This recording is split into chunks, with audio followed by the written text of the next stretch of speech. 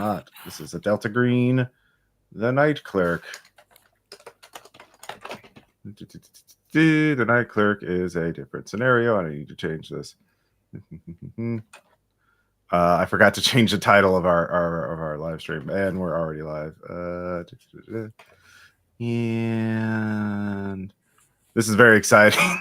The very beginning, but Could be worse. Yeah, things could be worse. You haven't even done the introduction. It's not I the haven't. real beginning. Yeah, exactly. Yeah.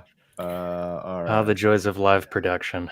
Yeah, I do like this free streaming thing that I'm using. But yeah,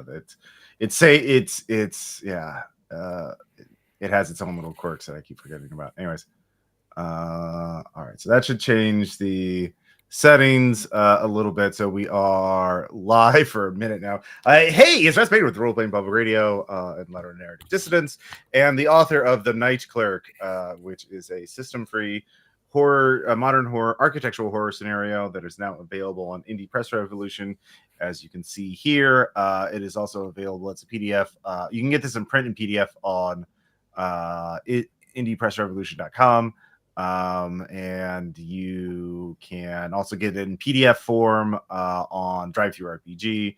But yeah, it's architectural horror. This is like the Backrooms, but I came up with this idea way before the Backrooms, and it is architectural. It's not liminal. I mean, they're related terms. It's sort of ambiguous.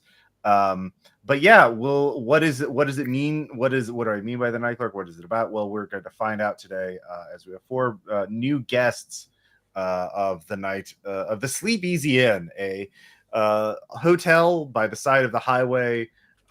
Somewhere we'll say someone give me a state in the continental United States, and it'll be there.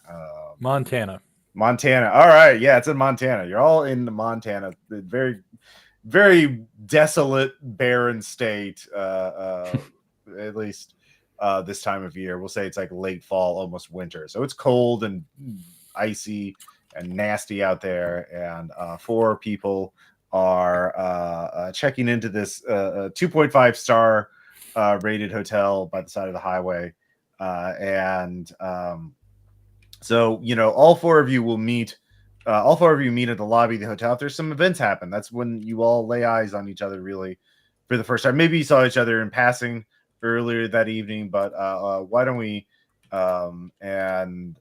introduce our characters a little bit, and then we can backtrack and find out how they got to the lobby and why they're confused, because they seem to be trapped in this very generic looking hotel. But let's start out on the left side of the stream. We have Vapor playing Cobra Leandra. Please tell us about your character. Sure. And what they look like and what they do and why they're traveling. So Cobra Leandra is on the way home from vacation. This is kind of the last stop before they're just going to make a long haul for Aurora, Colorado. She's a woman in her early 50s. She's had kind of a nice long life.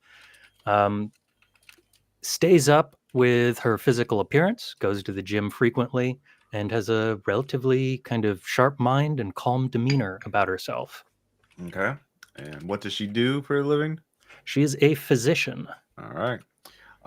Just primary care physician or a specialist, just for the sake of primary care. Okay. Does a lot of little things, but doesn't really have a strong speciality. Family doctor type. Great. Yeah. I'm sure good things will happen for Cobra. She'll be fine. Yeah. And then next up we have Scribblykins playing Gerard Papa. Please tell us about Gerard Papa. Gerard Papa is a smart architecture firm engineer who is working for a firm called SMRT Houses and Harbors Limited, and their basic business deal is that they hire in a lot of cheap labor to manufacture very complex goods that they sell at premium prices. And when people complain about the prices, they send out people like Gerard to fix and improve on the homes. As the smart window failed. This door that was supposed to charge itself, it's kind of failed because of the positioning of the house and such. Mm-hmm. So as people make bad purchases, they try to earn more money on upselling like additional solutions and such.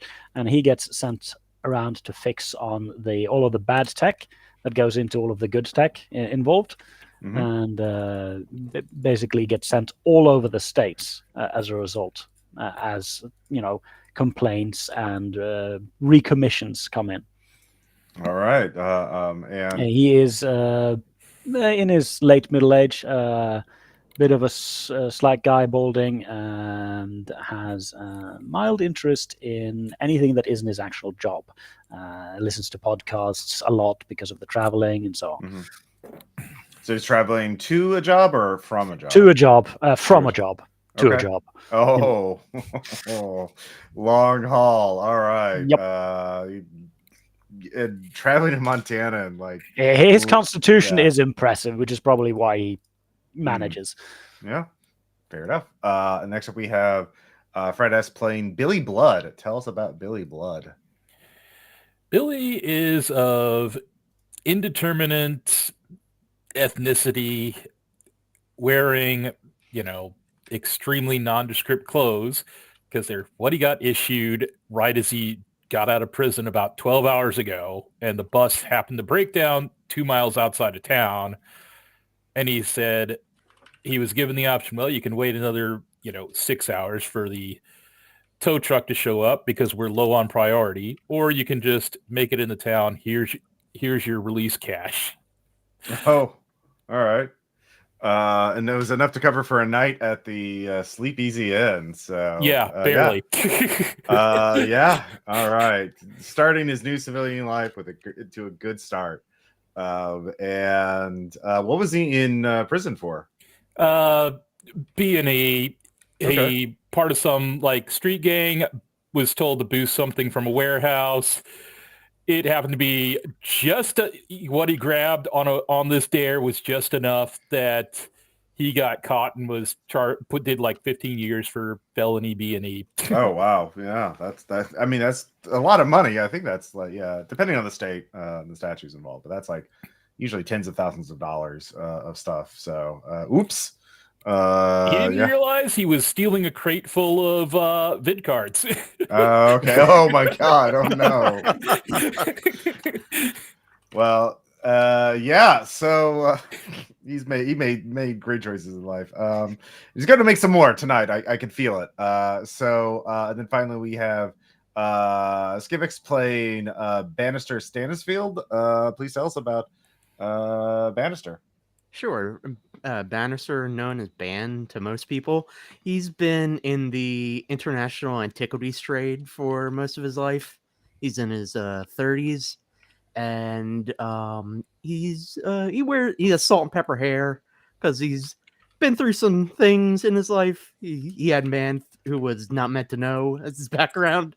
To just give an example, he wears a suit, shirt, tie, suspenders, vest, gloves, jacket, hat, and he got noticed by DG through ICE, and he was given basically a what's it called, offer he couldn't refuse, i.e. prison or work with DG, usually by procuring actual unnatural objects for them.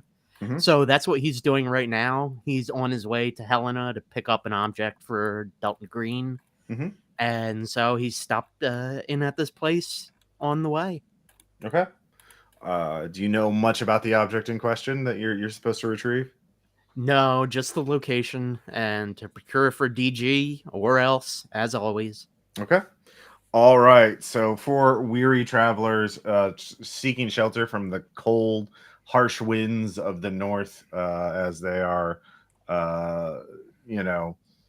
walk or drive into the parking lot of the Sleep Easy Inn. Again, it's a 6-story box, just sitting on a bypass on a lonely stretch of highway just outside of a small town in Montana.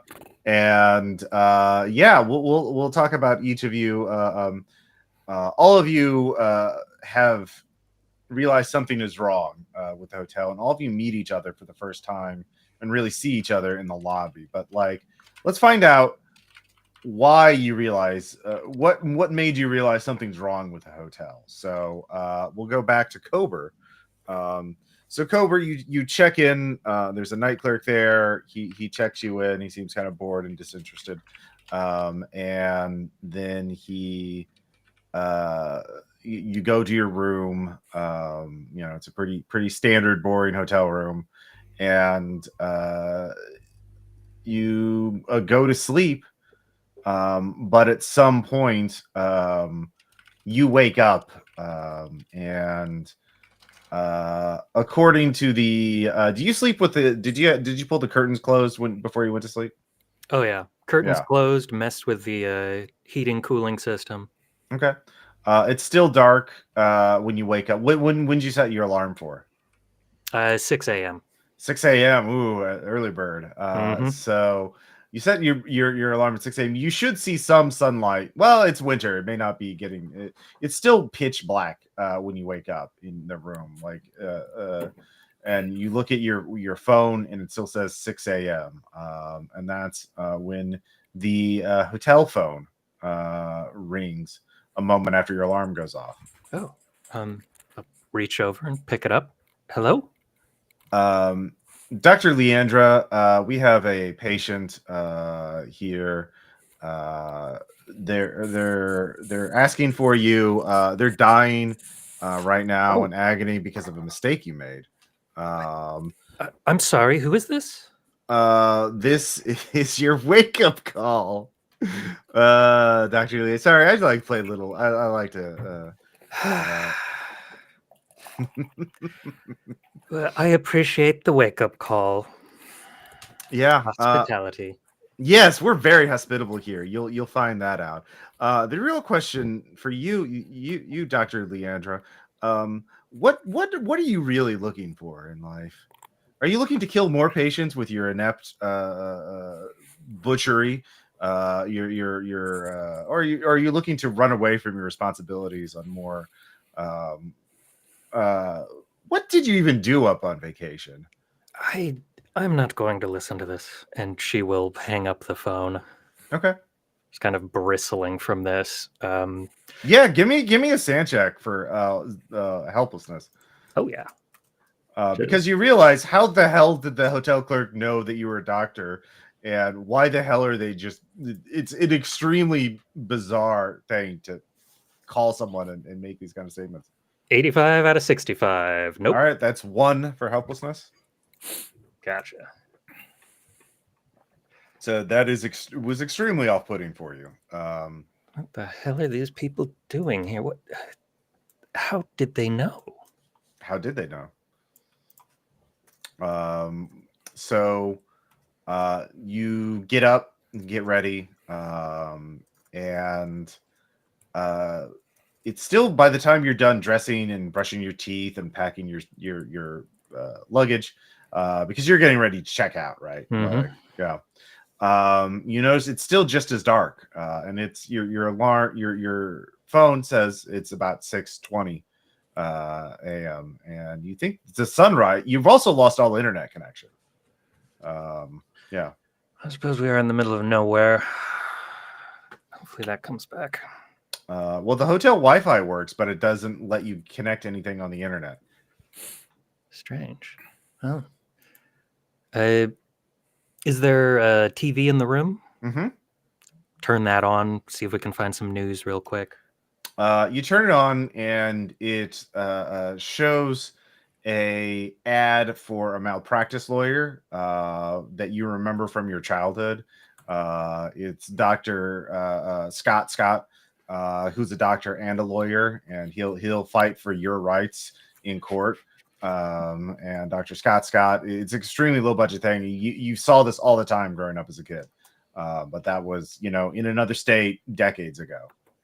It's just hitting wrong. She's standing there kind of holding the remote, just staring at this, watches for like a good 20 seconds and then clicks to next channel. It picks up the commercial exactly where it left off.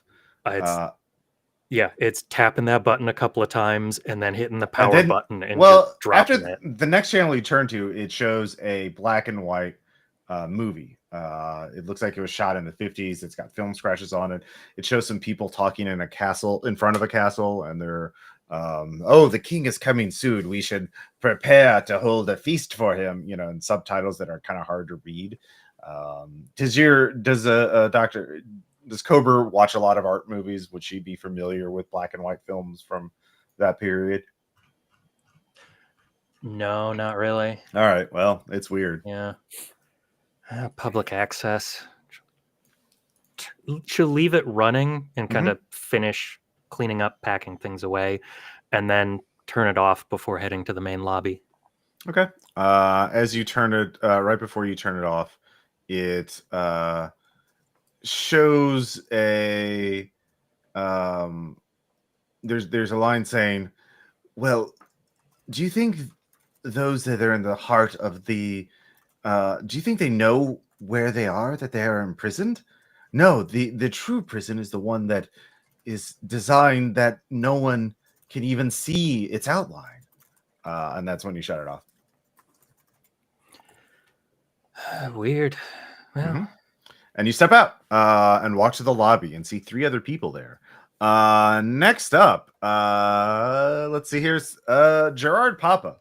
So you check into the hotel pretty easily. There's a bored night clerk there, and he gives you a room on the first floor. I've done this a million times by now. Yeah. Oh, yeah. Well practiced. And you go to sleep eventually. And when did you set your alarm for? 6:30. 6:30. You wake up at 6:29. The phone rings, and yeah, Hello. the hotel phone. Good morning, Mr. Papa.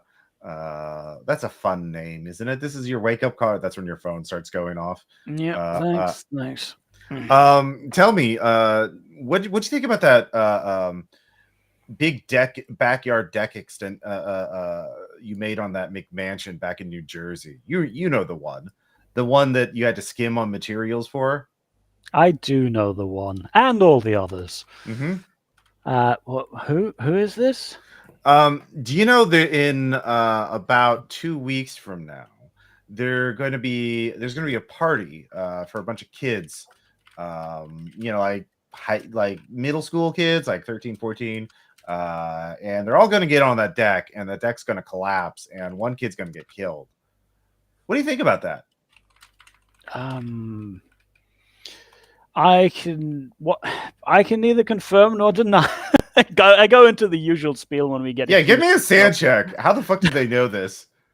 I mean, I don't think he knows that it's gonna, Yeah, fall. he's talking about I the don't believe future. That. Yeah, that's bullshit. But 55.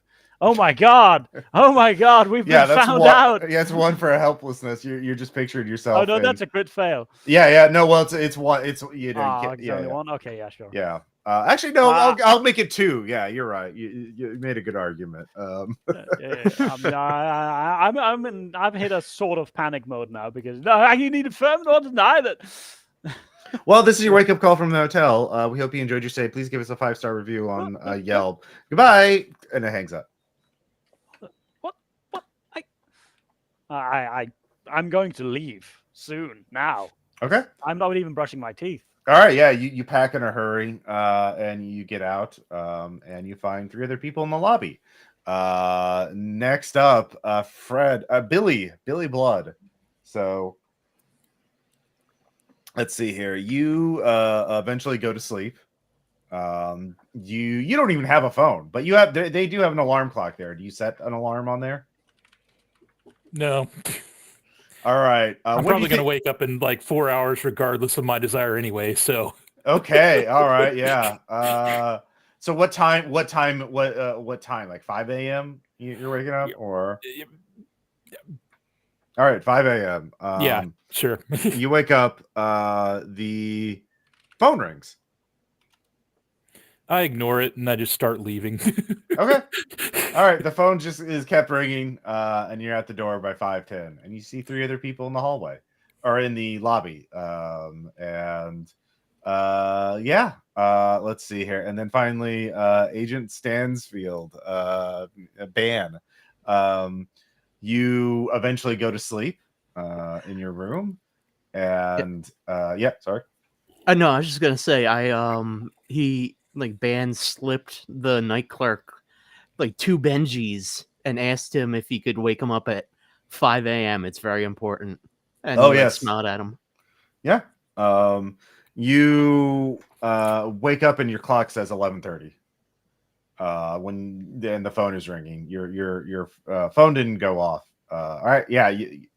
And My guy has a sleep disorder, so he's not surprised by this. but the phone is ringing. Oh, like Ban will pick it up. Agent report. It's like he'd be confused about that a little bit. He's like This is the hotel speaking. This is your wake up call. Sorry we missed your 5 a.m. wake up call. Here's your obligatory 11:30 a.m. wake up call. But also, do you know what you're going to be picking up in Helena? no. It's like, but I know it's important. Do you know how many people it's killed? And it has killed people. It's like, Yeah, give me a sand check. Okay.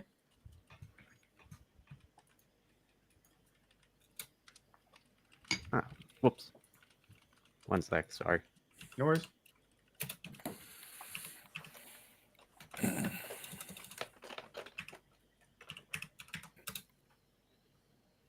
Oh man. That was not Oop. what I wanted to do. Oh wow. You There rolled we all go. the numbers. Yeah. All right, there we go. All right, so I did make my sand check. Okay. No sand lost. But this is utterly bizarre. They seem to know what your mission is, and they're also saying that they're the wake up call for the hotel. So that's a massive breach in security. Yeah, like he's trying to think what he should do right now because that's not good. Agent Stanislav, are you happy with your life? Do you want a way out? It's acceptable for now. For now, but it won't eventually. That means it won't always be acceptable. Maybe you could find a better way in this very structure. It's like, explain. Well, you know the golden rule of storytelling: show, don't tell. Just come outside, or you know what? Take a look out the window. It's like I'll be down to talk to you, Oh, and so please. then he's like have a good day, and he'll hang up and get ready and come on down. All right, and your clock says 11:45 by the time you step out. And all 4 of you meet at the lobby at the same time, having just stepped out of your rooms. And you are in a hotel lobby. The only thing that seems there's no one there, but the breakfast nook is fully stocked. And the windows of the lobby show utter blackness outside. The only light comes from the fluorescent lights overhead. There are no what do you call them? There's no sunlight. You can't even see the street lights of the parking lot. Yeah. And you all see each other. So yeah. Where was this place like in relation to whatever town, or there is no town? It's like roads on a highway. Like... Basically, there's a small town. I haven't picked the exact one in Montana, but like you've all driven like by the highway, and there's these little bypasses you can get off to get gas, and there's like a hotel right there. It's one of those. Okay. Okay. So it's just outside of town. Yep. But even at night, one thing you also don't hear the highway, and you could hear the highway last night, like even in your rooms, like even with through the walls and the windows and the curtains and everything, you could hear the sounds of traffic in the distance. It was sort of, it was not very it was not much because it was late at night, by the time all of you went to sleep, but like now In the it's- entryway, was there like since this is one of the just right off the highway, is there an entryway, like a local map that I could get my hands on? There you do see there's a little touristy map of the area, showing off highlights and things like that. And also like the entrance of this place is like this sort of airlock system where they have an outer door and a little room and then like inner doors. You do actually see a map in like there's a little wooden stand filled with little brochures of tourist attractions and things like that of the region, like get fishing on the Missoula River, and go bird watching, and arts and crafts stuff, and rustic things like that. Visit the Yellow King Theater, Well, if you look for it, yeah. So yeah, I'll just go to each of you and ask you what you want to do. If you want to talk to the other players, you can do that. Dr. Leandra, what do you want to do? Well, they set out a breakfast. Let's look for like orange juice. Yeah. Bagel. Maybe do some yogurt. Yeah. She's kind of sitting there watching a little bit, but mostly waiting for somebody to show up at the front desk. Yeah. There's no one there. There's a computer there, but there's so you're eating food, and it's the same kind of breakfast nook food you've always had at many other hotels over the years. So a Belgian waffle maker. How nice. Yeah. And it's not that fancy. It's all like prepackaged stuff. So okay. Yeah.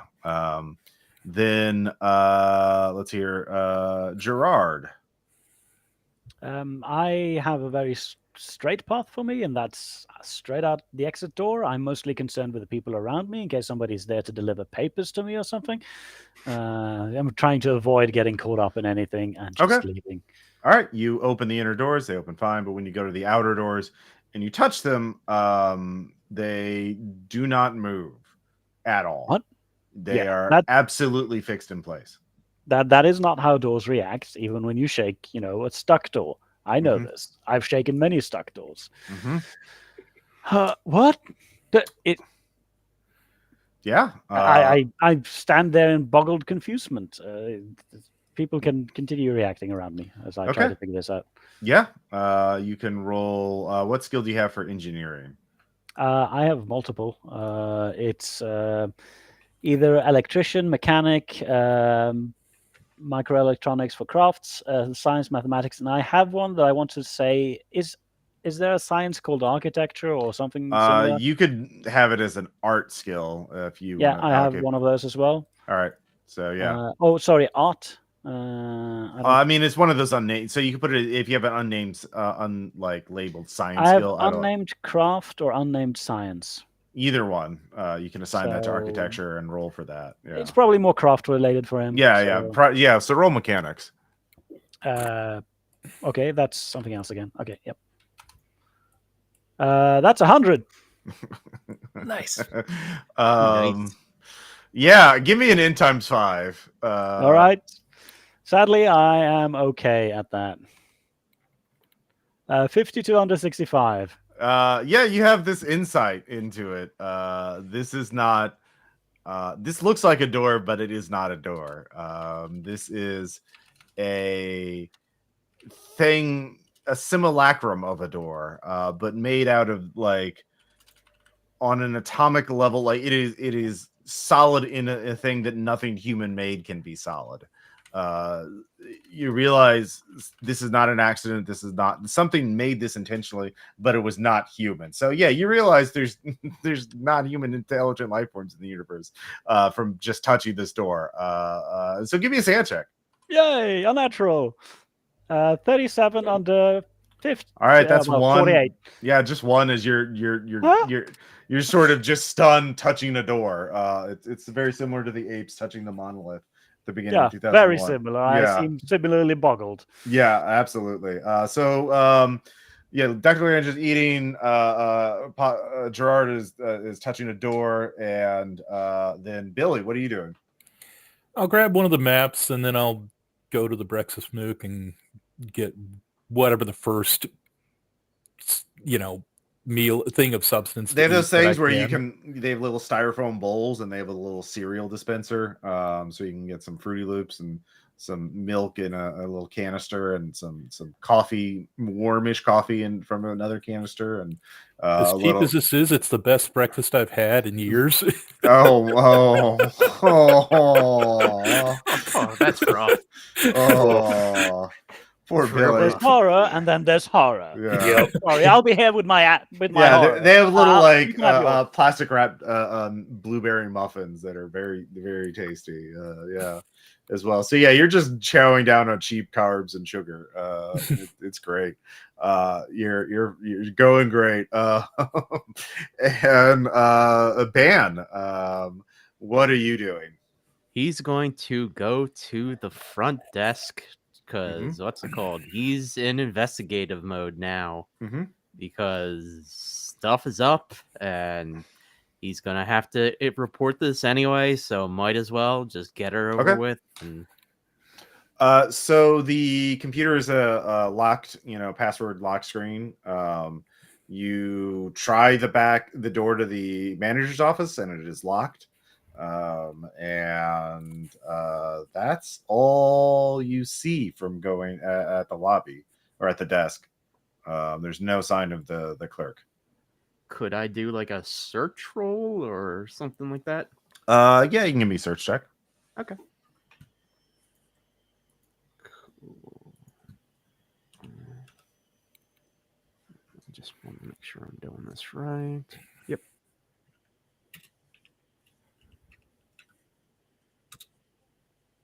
Oh man. There we go. I'm sorry. Once you do it right, once you can just hit the up arrow and it'll pull it up again. That makes sense. All right, so I got 14 under 60. 14 under 60. All right. So you find a let's see here. A note on the floor, sort of hidden away. And you take it out, you look at it, and it says, ring the bell 6 times, and the vendor, ring bell 6 times, ring bell 6 times equal vendor, ring bell 13 times for the oracle. There is a Well, bell. Yeah. Yeah. All right. So he'll ring it 13 times. Okay. So let's see.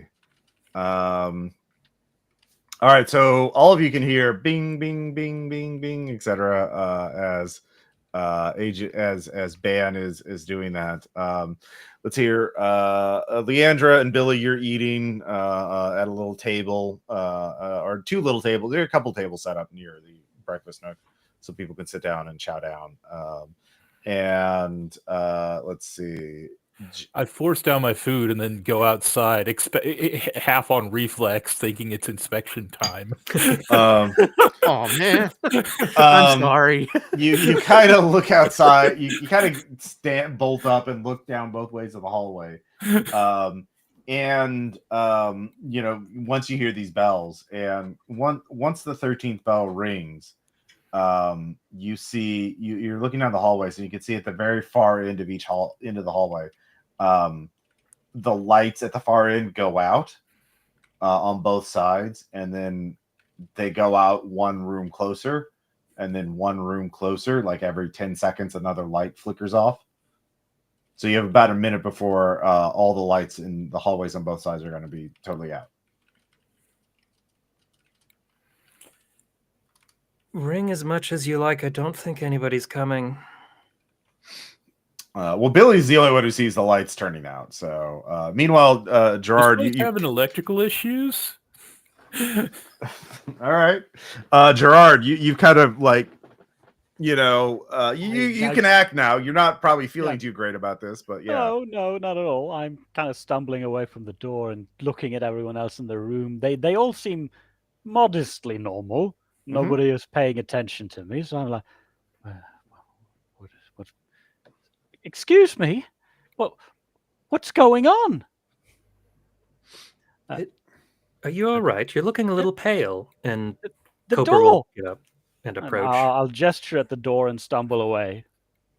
The door. Also, I'm carrying a backpack on me, like just a small one for having essentials in. I think all of you basically had. All of you were checking out, so you all have whatever luggage you brought in. Yeah. So everyone except Billy, basically. Yeah. It's a miracle I had a wallet with some like spending cash. Yeah. Well, they would have given you the stuff you went into prison with, like that little bag of stuff. So yeah, probably a cheap wristwatch and yeah. I don't know. Yeah, one or two other items. You know, nothing. It's some brand that no longer exists. Yeah. Yeah. Anyway, what you guys see is a small balding man with a backpack, kind of like stumbling away from the door, going, kind of like pale and white faced, and just pointing with a trembling hand towards the door. I'll go to the door and look at it. Yeah, Cobra will join. Okay. Yeah, give me sand checks because you touch the doors. Yes. And they feel very weird. Nope. All right, you lose one. You're not. I think that's a crit success. Oh yeah, if you crit succeed, yeah, then you don't lose any. It's 0 or 1 for this one because you're not an engineer who had an insane insight. Yeah, the crit failure for this is really the worst case scenario is actually understanding what's going on. Yeah. So yeah. But yeah, you two realize this door is not natural. It doesn't even like the strongest security door. I mean, this doesn't look like it's not built like a security door. It should not. The hinges would allow some, even if it was locked, you'd be able to push the door somewhat, right?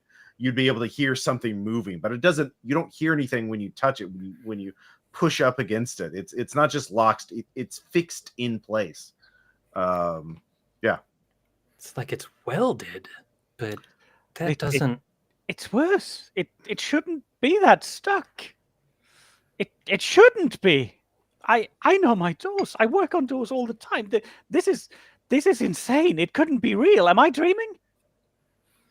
The lights in the lobby go out.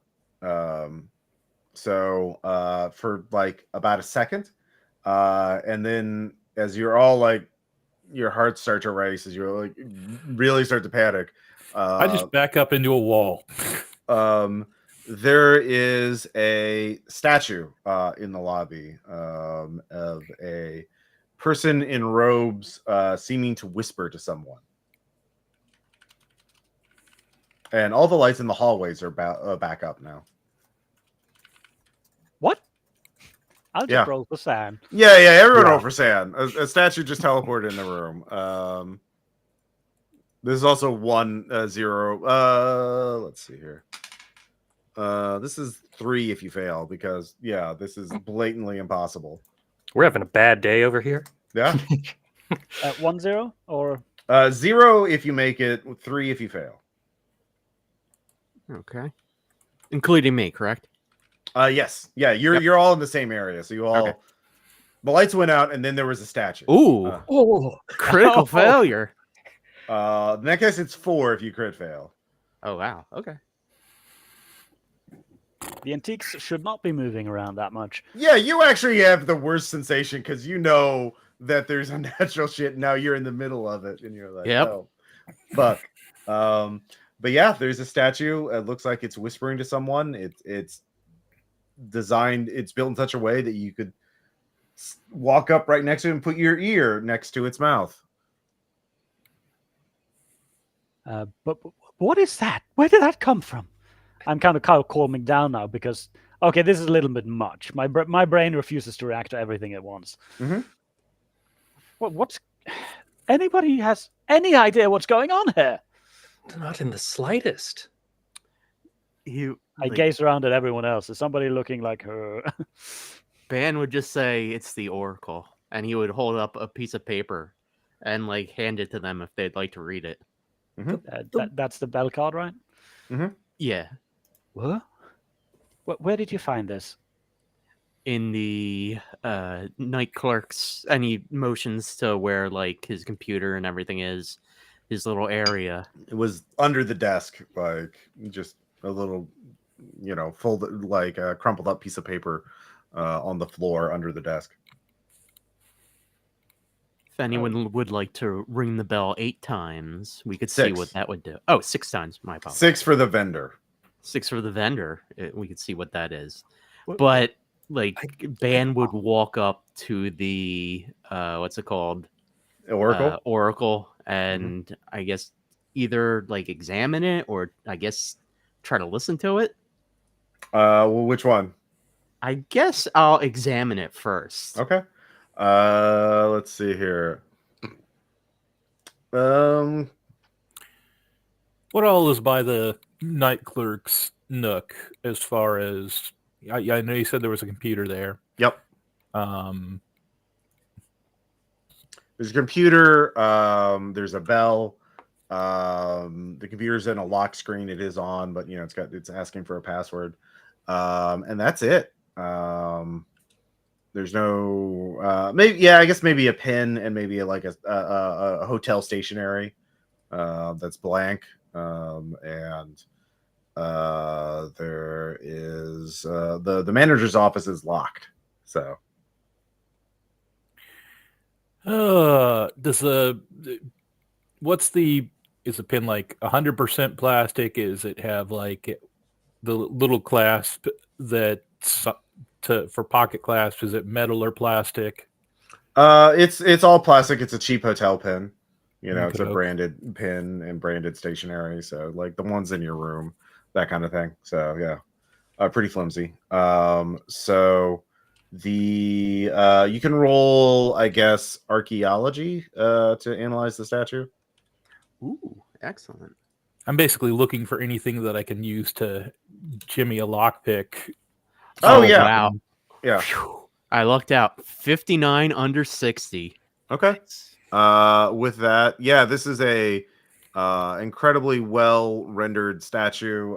Very very skilled. This is marble. It's very large. The style is like neoclassical, like 17th century, but like it's museum quality statuary. You don't recognize. There's no artist signature or anything like that. It's almost lifelike. The robes indicate like ancient Greece, but there's a hood on the person, and there's no face in the statue. It's a hooded robe, and the sculptor did not just had a flat surface for the face. So which is unusual that they wouldn't show the face of the person. Yeah. And you said it's whispering? Well, that's the pose that it is. Like Okay. it's whispering into someone's ear. But it's structure. It's built so that you could easily put your ear up to its where it would be whispering to you. That's He's gonna go for it because Okay. it's like, why not? Yeah. So meanwhile, Billy, you can, with the pin, you can pop it open and you could try and jimmy the lock. Okay. Yeah. What skill do you want to use for that? I got a 60 of locksmithing. All right, yeah, give me a roll a locksmithing. -10 because you're using improvised tools.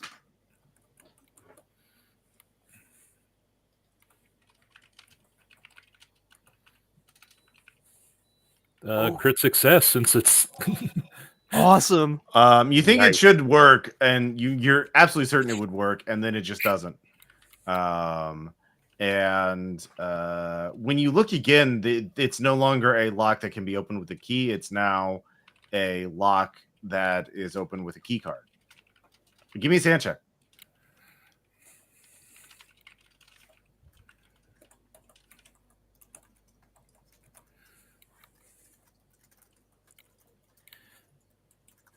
okay. All right. Did you make it? Yeah. Okay. So you with a crit success, you realize you have a key card. You checked out with one. So when you heck? Swipe it. yeah, you swipe it. When you look at your key card, since you got a critical success, you feel as though something about your key card changed when you swipe it, like it no longer works, or you used it will work now. Like you get this idea that this key card doesn't work; it works differently now, and it had a charge and now it's gone because you used it on the manager's office.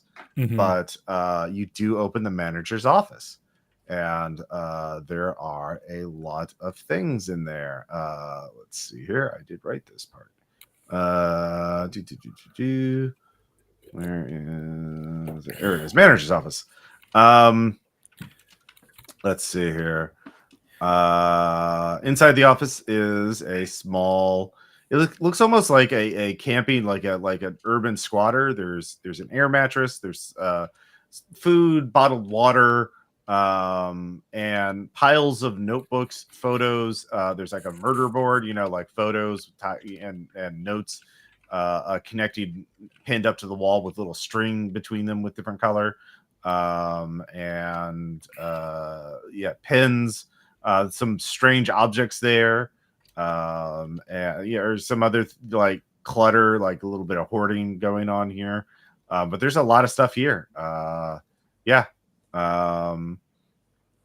Let's see here. Anyway, meanwhile, the Oracle speaks to you, Dan, and it says, you were trapped in a labyrinth designed with one end. Escape is possible, but at a cost. Reach the 13th floor or find the Night Clerk. He would just simply bow to it and say, like, thank you. Mm-hmm. And also give me sand check because the statue just talked to you. Sure. And, okay. Let me do that sand check. Ooh, 98 out of 56. So that's not good. Statues don't do that. Statues don't do that. That is 2 sand. Okay. So down to 55. 54. Whoops. Mm-hmm. So meanwhile, Dr. Leandra, what do you want to be doing while all this is going on? Has just watched Ban commune with this statue. Well, he went up to it and like he was whispering. He's like, I see. It sounded like he was hearing something. Yeah. Well, that's not normal. No, it's not.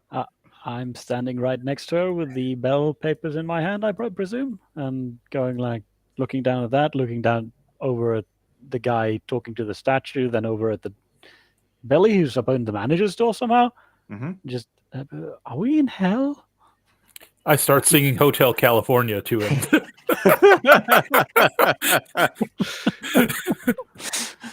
That does not somehow relieve any of my concerns. I don't know where we are, but that's not a door anymore. So we're not getting out that way. It really isn't. And that, I think even if you wheeled it in here, I don't think anybody could have set up that statue that quickly. We blinked. It was there. I think we have to accept that things are not going as they should. Great. That's when Billy, you can all hear Billy open up the door to the manager's office. Yeah. They're making progress. At least perhaps we should follow suit. When in Rome? Yes, sure. Okay, what do we do? My name is Gerard, by the way. Oh, of course. Dr. Kober Leandra. A pleasure to meet you. She'll offer a hand. Likewise, Doctor. Pleasant. I wish it was under better circumstances. It is not doing great for my nerves. My poor heart. My heart is doing very well. Just feel it beat. Yes. Well, you can see it beating. Mm-hmm. Anyway, I'll wander over towards Billy because I don't want to approach the statue, which the guy talked to. Mm-hmm. Yeah. Let's go to the guy who opened the door. Okay. So you can look in the manager's office. You can see what I described. You can search it to see if there's other things. But there's piles of books and research. There's some food and water and an air mattress. Like somebody was living in here. To the murder board. Yeah. So Agent Ban, what are you wanting to be doing? Well, once he sees that the manager's door is open, he would turn towards them. He would go, to the manager's office and basically just repeat what the Oracle said to him, to them. He would just say that I was just told that we either have to get to the 13th floor or to find the Night Clerk. And he would bow properly to them and say, like, thank you for opening this. This helps us on our way towards at least one of those goals. And then he would just start searching. Everyone give me an alertness check. Okay. I get 100. Nope. This is some really interesting stuff here. Yeah. Yeah, sadly.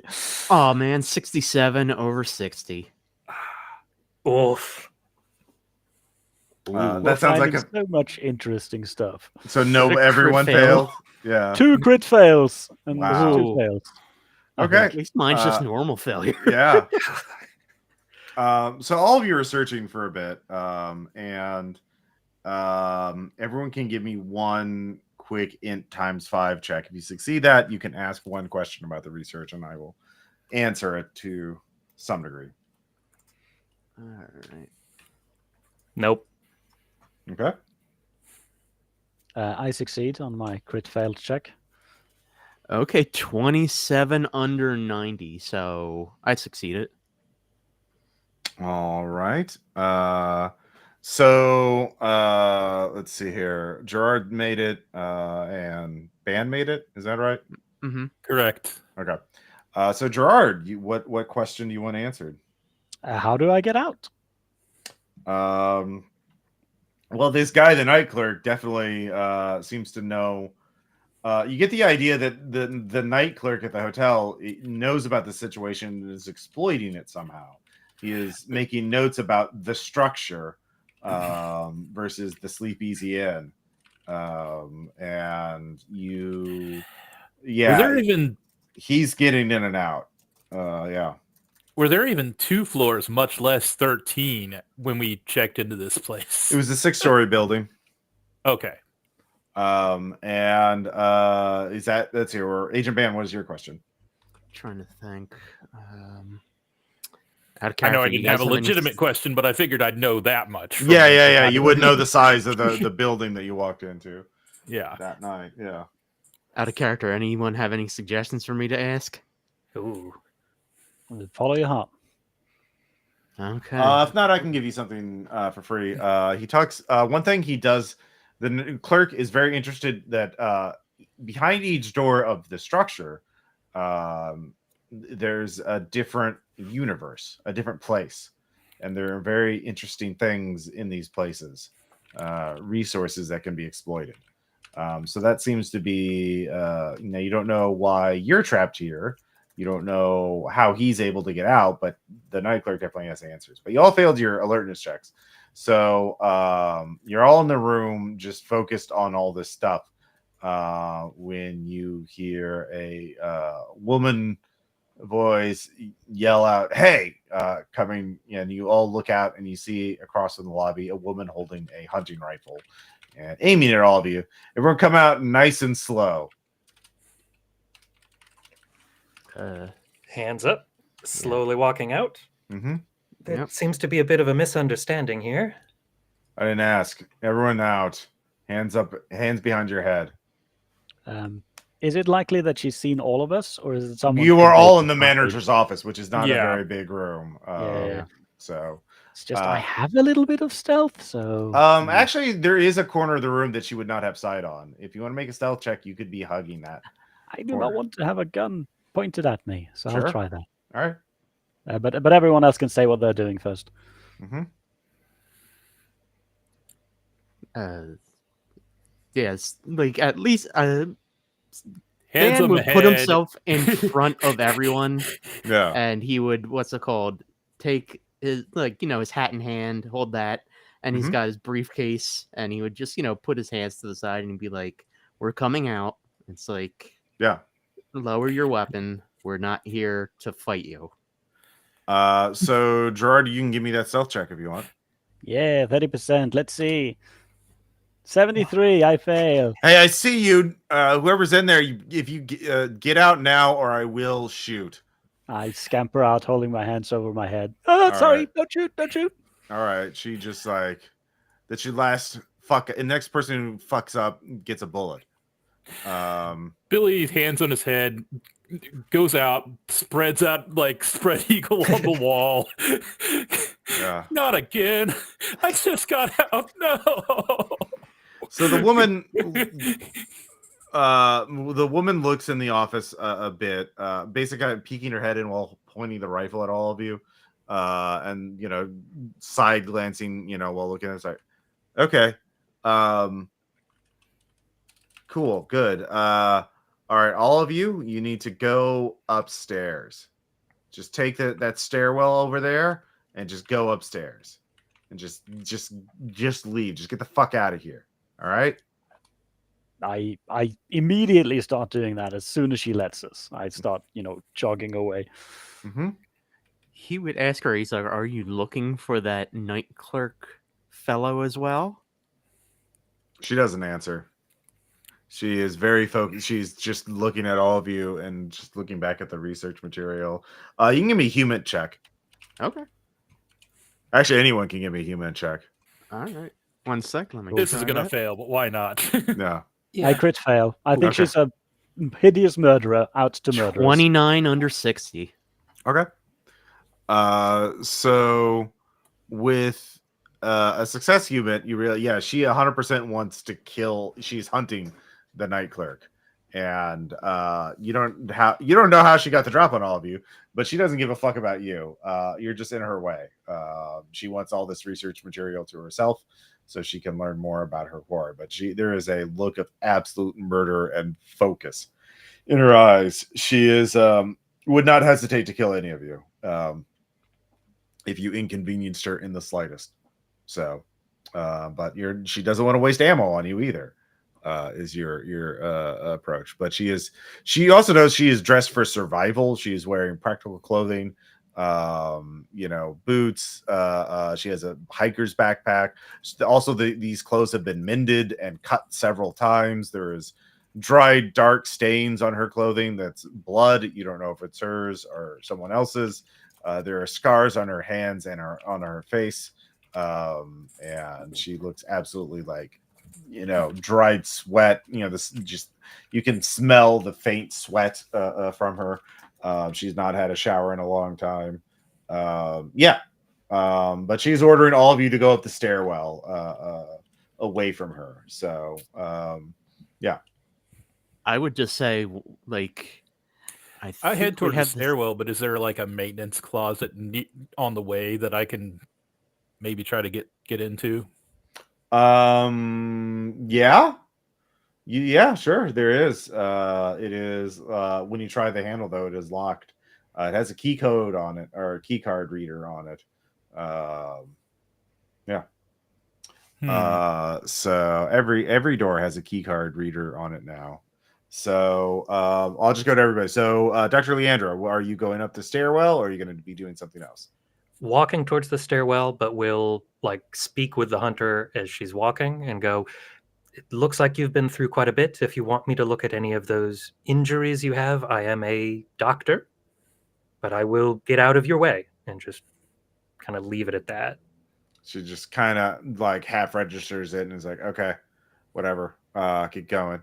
But yeah, so you go up the stairwell. Gerard, what are you going to be doing? I fled ahead, bravely taking the lead.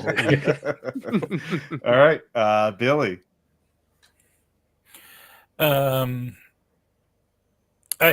Since I know, I'm assuming, since I'm under the understanding that my own key card isn't going to work anymore. Mm-hmm. I will ask one of the others, hey, do you mind using your key card to see thing? It may not work again that way afterwards, though. So help, whether you help or not, it's up to you. Let's not find out on this floor with the woman. Mm-hmm. All right. So you follow. So Billy, you're going to follow the others as they Yeah. go up. Okay. And then finally, Agent Ban. He would just say to the hunter, he would be like, "It seems like we have the same quarry. It's like, and it looks like you've been here a while. I'll leave you be, but any advice for what we're about to encounter up the stairs?" Fuck off. She just looks at you, just dismisses. I don't care. You're all Very well. Yeah. And he would just nod to her and then just follow the other people. All right, so you all go upstairs. The door to the second floor is open, ajar. There's also a vending machine, and in the little alcove at the top of the stairwell, and the alcove, or sorry, the vending machine in the alcove sort of beeps to life as the first of you, I guess, Gerard, as you run by it, it says, "Hello, would you like a tasty snack?" No. I kind of like back away from it because it talked to me. Yeah. And things have been talking that shouldn't. Yeah, would you like some information? Yes, but what is going on? Are you AI? Is this? Oh, Sure, I'm artificially intelligent. Yeah, we'll go with that. Well, you know how it works. A new code on the little screen on the side of it pops up. Information 125. 125 what? Money $1.25. Yes, sure. I'll look at this now that I'm actually engaging with it. I'll look at the machine. Does it look like normal? Does it look strange in some way? It looks yeah, you can give me an alertness check. Microelectronics alertness works. Yeah. 8 under 40.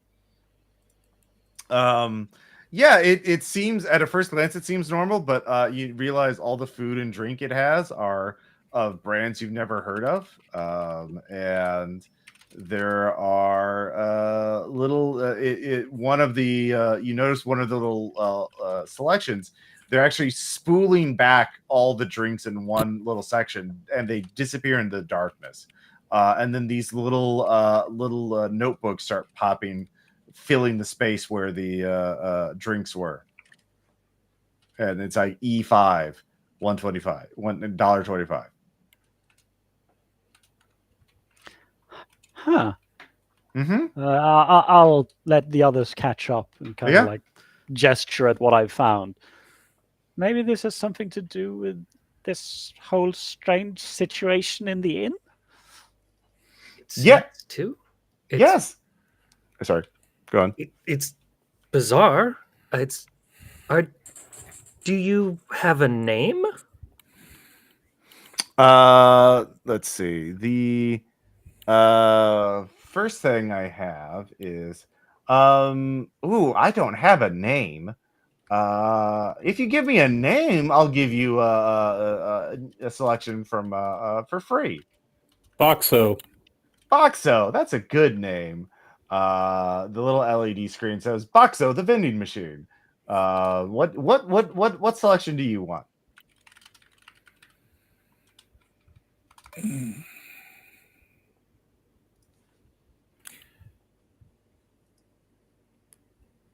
What are the selections? Right now, it's just food and drink of brands you've never heard of, and one says information. It shows a little notebook. I hit the information. All right, a little notebook drops down. Flip. First page says you're gonna die here. Give me a sand check. Thanks, Boxo. You're welcome. So Boxo, I'm apparently perfectly fine with that. yeah. And honestly, yeah, it seemed kind of well, of course, what else was I going to say? Now you don't, I mean, some information is better than others. You can hit it, you can try again if you want more accurate information.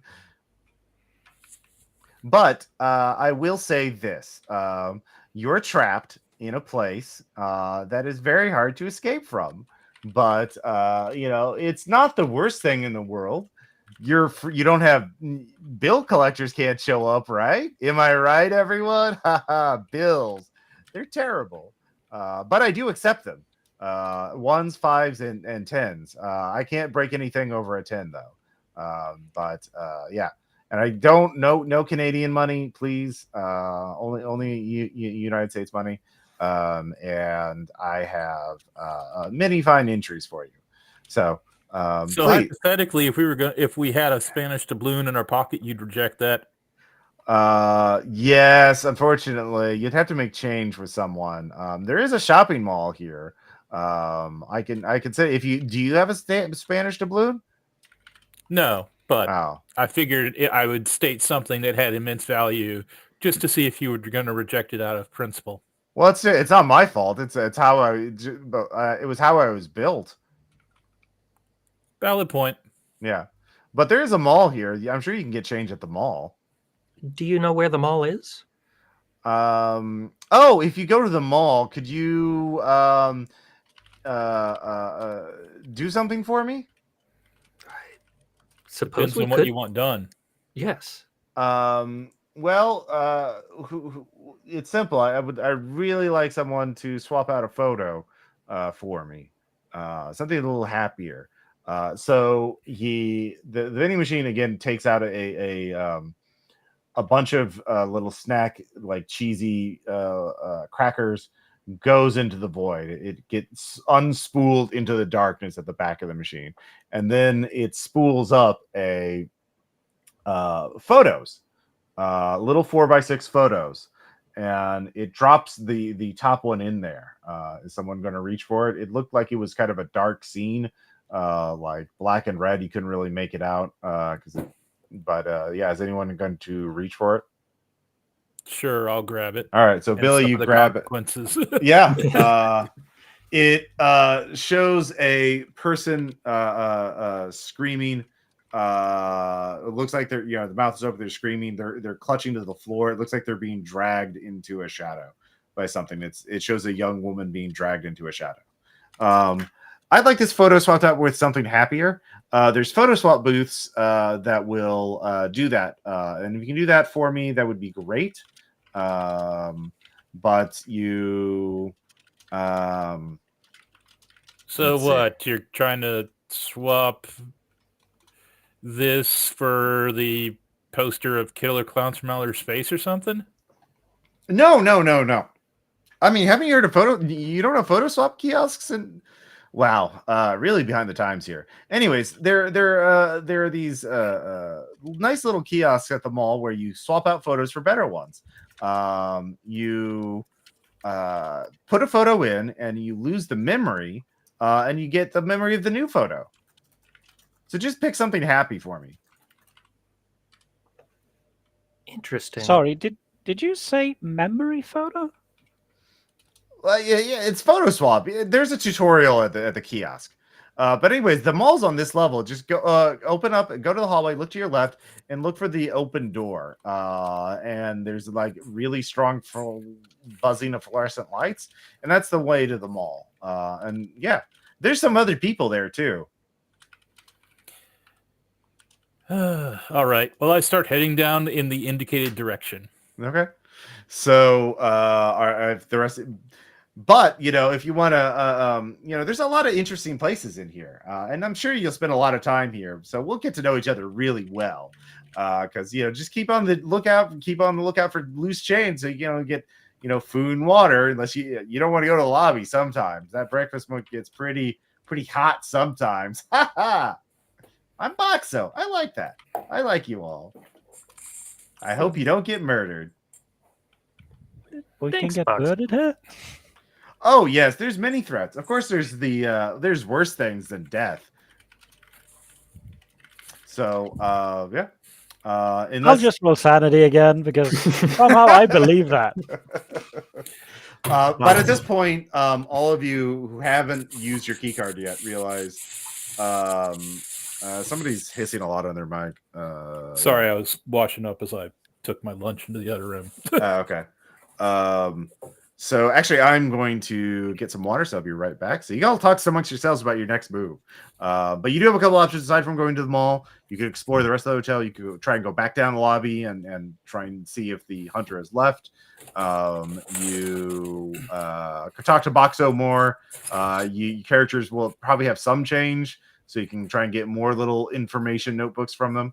Depending on how full that is. You're not. Yeah, this is supposed to be open-ended exploration. But yeah.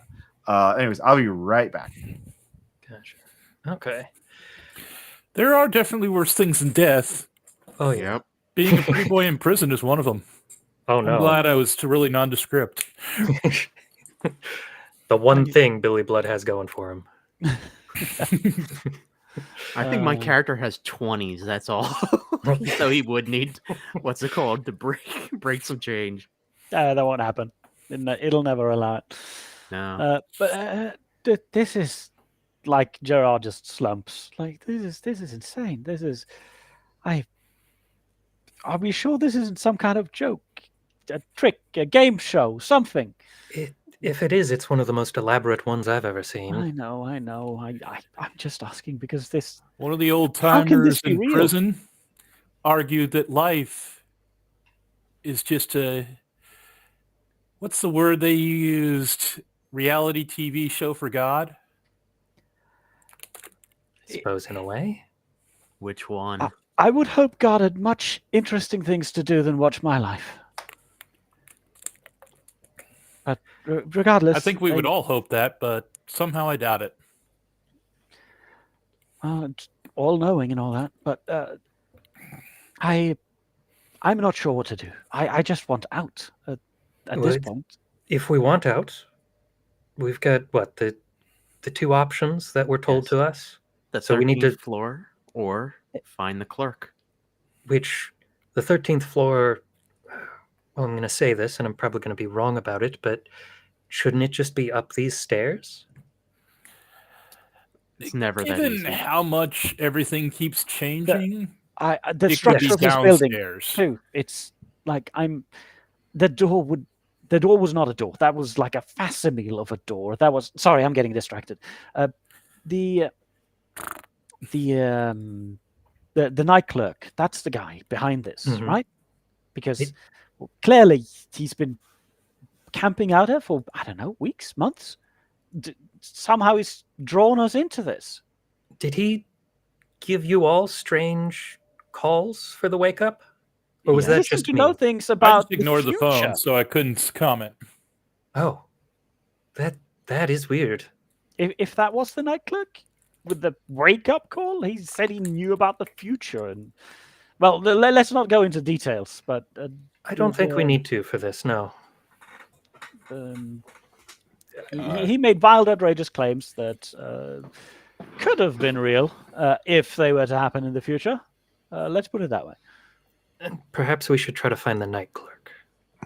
But what do we do? Like, if he's exploiting this situation somehow, will he stop if we just ask him? Probably not. You raise a valid point. I suppose we should do what that woman in the lobby is doing. Find a way An to... insane woman? She had murder in her eyes. I could see it. Well, if asking the night clerk to stop isn't going to work, I suppose we could always threaten. We don't need to go as far as she is, clearly hell-bent. But if we want to get out of here, we've been told the night clerk, or as we all say, the 13th floor doesn't seem... It can't be as simple as just, and she gestures towards the staircase, just walking up, right? Otherwise, why would everyone be stuck here? Like Dan would turn to Boxo, right? Yeah, Boxo is there. He'd be like, Boxo, Yeah. Do you know the way to the 13th floor? Or do you know the way to the Night Clerk? Oh, that sounds like something you should, I don't know, maybe buy one of my little helpful notebooks. It's like, I have 20s. Do you I, take I, those? I literally just told you that I cannot break a 20. I've got a single 5. Single 5 will do it. You can get several of them with that $5. Anyways, yeah, maybe put your $5 bill in. All right. Ban would give her a 20 just as, thanks for Oh. using the 5. No worries. You hold on to that. If we need it later, by all means. All right. So While they're doing this, I yeah. start making my way towards the mall and the memory kiosk Okay. thing. You open the door to the hallway to the second floor, and the lights are flickering, and it looks a little more ominous. It's a little colder. But you see at the far end of the hallway to the left, you can see a door ajar, and there's like some flickering light there that looks fluorescent. So you start making your way down there. So Billy, you're doing that. And is anyone going with you? I mean, he could just go to the mall and go back again, right? It shouldn't be too far. I'm just asking. All right, so the other 3 of you are staying in the alcove. Yeah. All right. Braves or Billy? We salute him. Yeah. All right. Godspeed. So the you open up the notebook and it says information. It starts talking about it's written in this desperate handwriting, and it's little notes about like, I've been in here for 4 weeks, and it keeps changing on me. I'm beginning to see a pattern, and so you're basically now accumulating in the scenario clue points. Clue points are a meta resource that you use to sort of allocate to one end or the other. And I will say, so you can spend them to get an insight on something. You could use them to get an insight on how to find the Night Clerk, or how to find the 13th floor. Yeah.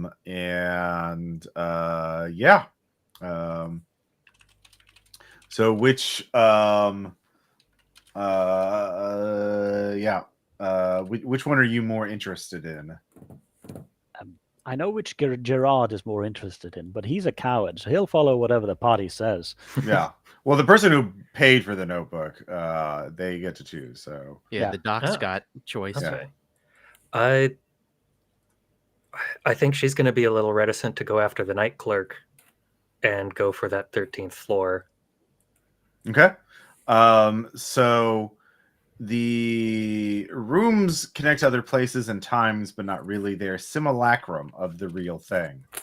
The room is still the hotel, even though it may look completely different. There is a purpose, an intelligent force behind the hotel. The rooms are not randomly created. So you figure that out. Now you need to investigate more and find more sources of information to get more clue points to allocate to finding the 13th floor.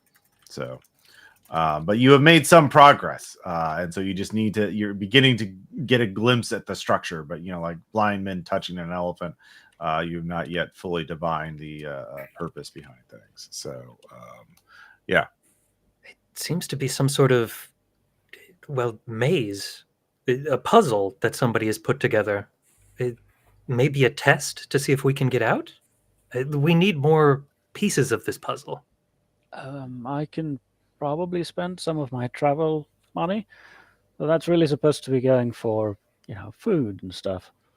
Mhm. Well, the quicker we spend it now, in theory, the less you'll need to spend on food and water. That's true. All right, I'll open my wallet and pull out whatever what small wad of cash I have. All right. Travel expenses. This is the last one, and you get the notebook and you open up, and instead of having information about the structure of this labyrinth, it says, "Watch out for the mystery guest. It's on its way."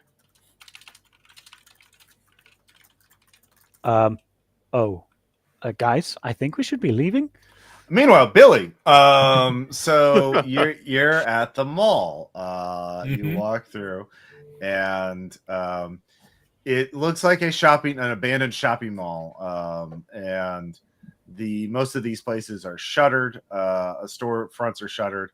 Um, the lights, there's a fountain that still works. The lights are still on.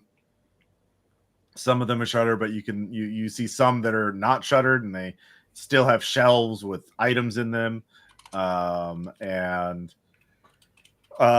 you walk for a while, and you have to really go into this place to find the kiosk. This is what you see at a glance. You don't see a photo kiosk immediately. So are you going to go deep in to explore to find a kiosk, or are you Yeah, going? I'll keep Okay. going. All right. So like I I'll said, yeah. Kind of take note of the shops that are open out of idle curiosity more than anything else, but I mostly just keep going. Yeah, there's computer stores, there's a pretzel artisan workshop, there's a all kinds of mall, gift stores and other places. So there's remnants of a food court over there. It just keeps going. But after but there's no clock, so you don't know how much time has passed. Eventually you see a little kiosk that is lit up and active, and it has Mhm. playing a little cheery little electronic tune. It says photo swap photos for better ones. Yay! And it starts playing this tutorial video. Are you tired of your old photos with their old memories? We all are. If you have a phone or a camera or an existing photo, put it in to our kiosk, and we'll swap it out based on what selections we have available. And yeah. Okay. Well, I got a photo I was told, so I slide it in there. Mm-hmm. So you open it up, and or you go in there and says, and you put it in there, and it says, thank you for inserting a photo, analyzing. This photo is of uh the last night Stephanie was seen. What would you like to swap it out for? Combat medic, Baghdad, 1 year tour division. It shows like a hospital, tent in a desert. Combat medic, 6 months. Or the second one is a man in an alley. So I hit her for Uncle Vinny, or that then it shows a sunlit field in like this valley that looks absolutely beautiful, or family vacation in the Swiss Alps. I hit that one. Okay. And is this a gift or is this for yourself? Gift. Please note this photo will come gift wrapped. Whoever opens it becomes the owner of the photo. So don't look at it unless you need it. Idly wondering if Boxo can open it, but yeah. So as you do that, you hear a voice. Hello? It's like this old raspy voice. Friend or foe? Are you safe? that depends on your point of view now, doesn't it? How long have you been in? How long you been? How long? Probably about 6 hours. Oh my! It's okay. He's a new. Not even a day. Yeah. So from around the corner, you see an old man. Not older, like maybe in his 50s or 60s. Very long beard, wearing a mismatch of clothing. And he starts pulling this shopping cart behind him full of stuff. It's like, howdy, we don't see many new timers here. How'd you know about the photo swapping if you haven't even been here a day? Vending machine asked for help. Oh, that's okay. Oh, Well, and he starts muttering something. Oh yeah. We're calling him Boxo now, FYI. Oh, Boxo. Okay, yeah, it's good to know. Hi, I'm Frank. I think. Oh, you got a gift memory. Ooh, what's it of? Beats me. I was told if I open it, it becomes mine, and I'm supposed Well, to. yeah, you had to pick. What was the title of the one you picked? Something about the Swiss Alps and a vacation. Ooh, that sounds nice. You want to trade for it? Not particularly, but appreciate the offer. I don't want to go two-timing on a deal I already made. Oh, okay. I mean, I could make it worth your while. I could do for some good memories. Is there any way I could trade one of my own to you? And oh yeah, what kind of memories you got? How about what are you looking for? I could give you the one of when I just got out of prison. Looking forward to taking the private baths again. Did you take a private bath? No, I'm looking forward to that existence because baths in prison ain't fun, as you can probably guess. Wait, you got out of prison straight to here? Oh yeah. Oh, brother, man. Oh, that's rough. Well, Well, what are you looking? Yeah, sure. I could do with that. Yeah, that relief. That could be good. Aspirational, even. Yeah. What are you looking for? You want some shooting? You want some garroting? We got. I don't know. What are you looking for? Sure. All right, you can think about what kind of memories you want. Meanwhile, the three of you, you get that one clue saying "Beware the mystery guest." What are the three of you going to do in the little alcove? Perhaps we should go. We should go collect our other friends. I think we should leave, yeah. Mystery guest? Okay.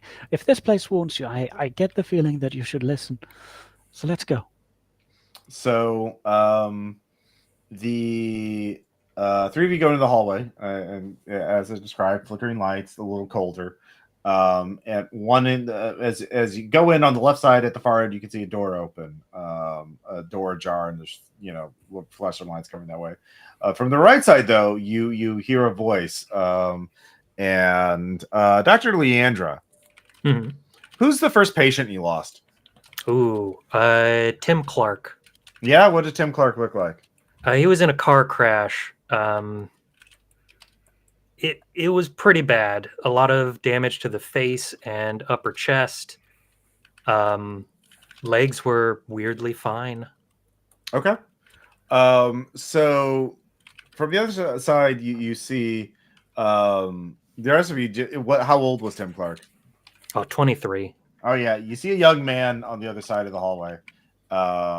Looks 23, and Dr. Leandra, it takes you a second, but then he says, doctor, it's so good to run into you here. And yeah, it takes you a second to recognize him because he doesn't look fucked up. He looks intact. No, there is something wrong with him. There is instead of injured, where his injuries is a glowing space. And there's like light coming out of this opening in him. And you can almost see like there is a structure, like his body is a door to another room. And he says, "Come, I've been looking for you. I want to show you so much." And he starts walking towards the three of you. So this is going to be, I don't want to say combat per se, but your time matters. So you get one action per round. And then good old Tim Clark will get an action. Let's see here. Tim Clark. All right. So Dr. Leandra, what do you want to do? Oh yeah, give me a sand check. She's going to stammer and point and burble out the words "mystery guest." Mm-hmm. Well, failing that save as well. Okay. And that is 3 if you Ooh. fail. And actually, the other 2 of you would make it as well because this is clearly an impossibility. Yeah. I fail. All right. That is also 3. Hey. Oh, I 57 over 54. That is 4 for you, Agent Ban. All right. You're all having a bad. Don't forget, you can project if you want to. It's getting I'm tempting. Down to 50. Yeah. And 5 for my breaking point. Yeah, it's not great. This is a lot of supernatural bullshit to encounter in a very short amount of time. But he's walking towards you all. So, Leandra, you're just kind of like babbling. You're not handling it well. Gerard, what are you gonna do? I'm going to grab Cobra and run for the door. All right, give me athletics. I think that's a success. Yes, on the dot. All right, your adrenaline fills your body, and you grab Dr. Leandra by the arm, and you pull her with you, and the 2 of you are feet don't fail me now, and you're making good progress towards the mall. Agent Ban. I'm also going to run. Okay. Give me athletics. Okay. Come on, athletics. Oh, 93 over 60. All right, Tim starts running after you. Let's see how he does. Great. He has an athletics of 50. Dice Parser really likes those 90s. Yeah. Dicebot loves blood. Bloodthirsty. Oh, he makes it. So he's catching up to you. Great. Yeah. So the other 2 of you can see that let's see, Agent Ban Bannister is falling behind. I don't believe we've even been introduced, so Yeah, I'm not going to care much. All right, yeah. Yeah, pretty much. Yeah. All right, Agent Bannister, you're on your own. Great. And you get one. Basically, this is going to be a athletics check versus his melee to try and grab you. So he has a melee 50 as well. So he fails his, but if you fail yours by more, you will. So athletics, right? Athletics, yeah. Okay, let's see. 41 under 60. Yay. Nice. All right. The 3 of you, you have a surge of adrenaline. So the 2 of you get to the door first. You can see Bannister is running after or being chased by Tim, but he is making progress. The real question is, are you going to leave the door open, or are you going to close it after Bannister gets in? Or are you going to close it on his face and just split the party? Yeah. Cobra's going to grab the handle, head kind of peeking out of the door, staring at Ban, and just give him enough time. All right. You don't have to roll for that. You managed to close the door on Tim, but the door, as soon as you close it, the 3 of you are in the shopping mall, and the door, it's closed. Thank you. The 3 of you. Glad you made it. Well, that was certainly something. Yes. Remember, I'm glad my instincts were right and we went, rather than got trapped in the hallway between a murderous lady and that. remember the wake-up call? Yes? Yes. That man was related to it. It's clear whatever's going on here, they have access to our past in excruciating detail. Or we are somewhere not on the mortal plane, I suppose. I did ask if we're in hell. We could be. That man died on an operating table, the one I was working on. Oh. Well, they also seem to know the future, so maybe we'll have another one hunting. Anyway, let's not discuss that. Let's not even think about that. Let's just keep going and find a way out of here before that happens. That would be good, right? Yes. Yes. Therapy later, indeed. So the meanwhile, so you start searching for Billy. And Billy, have you figured out what you want? What kind of memory you're wanting to trade? I'll trade my my memory of getting out for a memory of playing dodgeball or something like that. But, Okay, yeah. How to Yeah. avoid danger is what. Yeah. If this is improved skills, that's what I'm aiming for. Yeah. All right. You describe it. You want to be more evasive. You want to be able to avoid the threats and being shot at and you're like, Yeah. oh yeah. Oh yeah. We can hit you up. So he's like, all right. You take a photo. Here, I'll take a photo of you. Just think about your that time when you got out of prison, and that'll capture the essence of that memory. And then we'll go swap it out. He takes out a photo. It shows a man being chased by a group of people who are throwing rocks at him in the photo. So it looks like in some rundown street somewhere. You can't place it. It doesn't look familiar to you. I'm suddenly remembering like the opening memory from. Never mind. Yeah. So give me a sand check. Okay. All right. This is still bad though. As it should be. Yeah, this is 3. As you now have memories of a place of being someone else and being chased by an angry mob who are throwing rocks at you. You don't remember why, you just remember being pursued. And but yeah, get plus 20 to dodge. Nice. Mm-hmm. You don't you don't remember getting out of prison. You just there's a big black spot in your memory now. You think you were in prison only like a day ago. Yeah. You just You were in transport right prison from and then you were prison not, here. and now you're here. Yeah. So this is profoundly disquieting for you. But that takes you a bit to recover, and you realize there's a whole group of these people of swappers that go around and are trading memories with each other. Do you have human?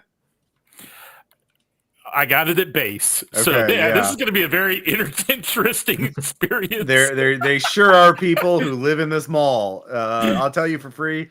They're talking about how if you spend a couple hours each day, you can always find enough food and water to get by. And the mall just keeps going, and there's no monsters out there. So or in here. So they're not trying to freak you out. They're just like, yeah, man, this is a way better. It's way better in prison, right? You can sleep in as much as you want. There's people to keep you company, and if you don't like your memories, you can always change them. That's all that really matters, right? But the 3 of you catch up, and so you're all back together again, and now there's this group of swappers, and they're like, oh, Frank's there. It's like, oh, hey, you must be part of the same group, right? Like only been here a couple hours or something. The mystery guest. We ran into a mystery Oh guest. yeah, Are you sure? They're bad. They can't come in here though, so or they don't. That's come. good. Yeah. You can join us. I guess there's plenty for everybody. You just got to look for it. There's food. There's water. Sorry, excuse me. Name's Gerard. Who are you? I'm Frank. He holds up a shirt that he's wearing that has Frank. It's like a mechanic shirt with a name tag on it. That's how I know my name is. And I succeed. Wait a minute. Your shirt tells you who you are? You realize these people have been here, like they decided just to live here, and it's way better than, I don't know, being chased by monsters, but it's not exactly a normal life, right? They haven't seen the sun and God knows how. And their only thing aside from scavenging the mall is swapping memories. So these people just swap memories until they don't know who they are anymore. Yeah. This is an unusual insight or reflection for Gerard to make, but he's kind of reflecting over, oh my god, this isn't a life to live, and I live a terrible life. Yeah. Well, every once in a while we find something like a working TV and a DVD player. We fire up some movies. It's pretty good. We get a mattress store. Find a mattress store. We're good for months. It's a great sleep until everything with walking distance has been looted. We got to move on to find more food and water. Yeah. But don't you want to escape? Get out of here? You made your human check. Like, these people don't know who they are. Like, they've swapped enough memories with passerbys and themselves that if they were to get out, they don't know what their names are. Yeah. This is how Gerard incredulously arrives at the conclusion that, oh no, we can't accept this as a solution. We can't stay here. Yeah. Well, there is another thing. We are looking for the end of the mall. You see, there is an endpoint for this mall. Its origin and terminus. It looks like the opening foyer, but the doors lead to the real world. But if the doors are open, though, maybe the two worlds merge into one, or the end of the world, or the birth of a new and better one. I don't know, but we're gonna find it sooner or later. All right. Mm-hmm. Wish you good luck on your quest. Yeah. Well, you can join us if you want. You don't want to be chased by monsters all day. We're looking for the 13th floor. Oh, yeah, I've heard that. Yeah, you're not gonna find it here. Do you have any information about it? You know what? Hey, Miranda, get Miranda out here. Yeah, she knows. She forgot how to walk though. So we got to wheel her around, but it's hardly inconvenient. She knows a lot of weird stuff. So yeah, what can you trade for that? Oh yeah, some good memories. Yeah, man, she really needs them. Something like really happy that happened to you. It's pretty surreal when you do it, but you can gain something from it. I mean, if it means getting out of here. Oh, that's a tough decision. Mm-hmm. We could draw lots. I don't think I could be so selfish. I'll be back here in a bit. I'm gonna turn in something to box, so I'll be back in a bit. Be careful in the hallway. Yes. One of those mystery guests was out there. It seemed related to me. Horrible thing. Split open, person glowing from the inside. They looked like they were a door, but a person cannot be a door. But a door was a. Yeah, watch out. Okie doke. If you're trying to go back, it's gonna. You didn't close the door, did you?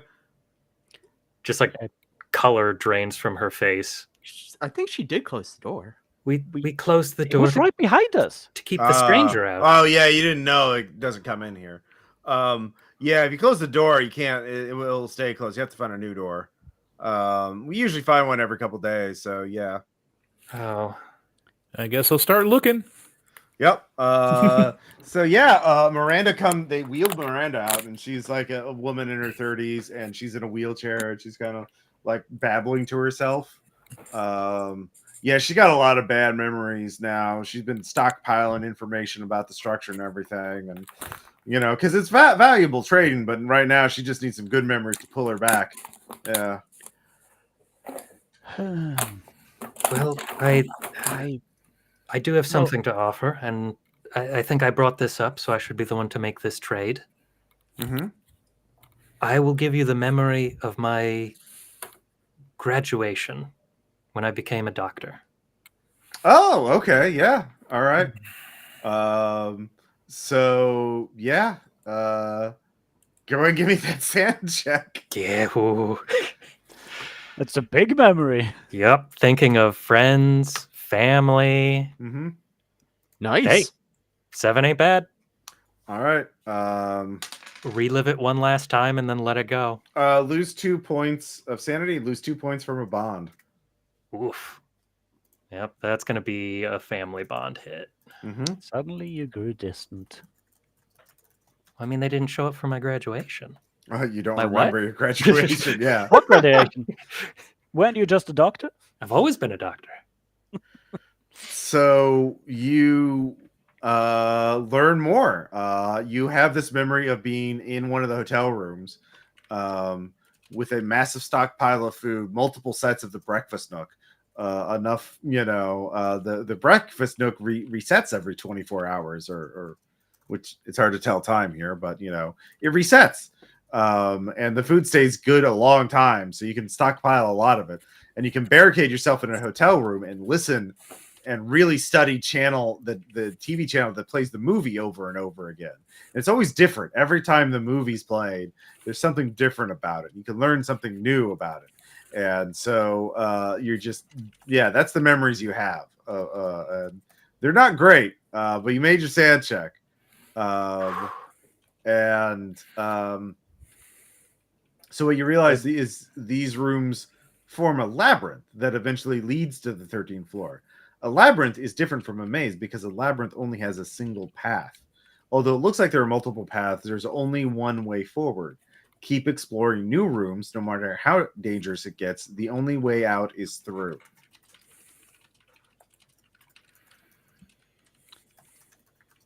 So,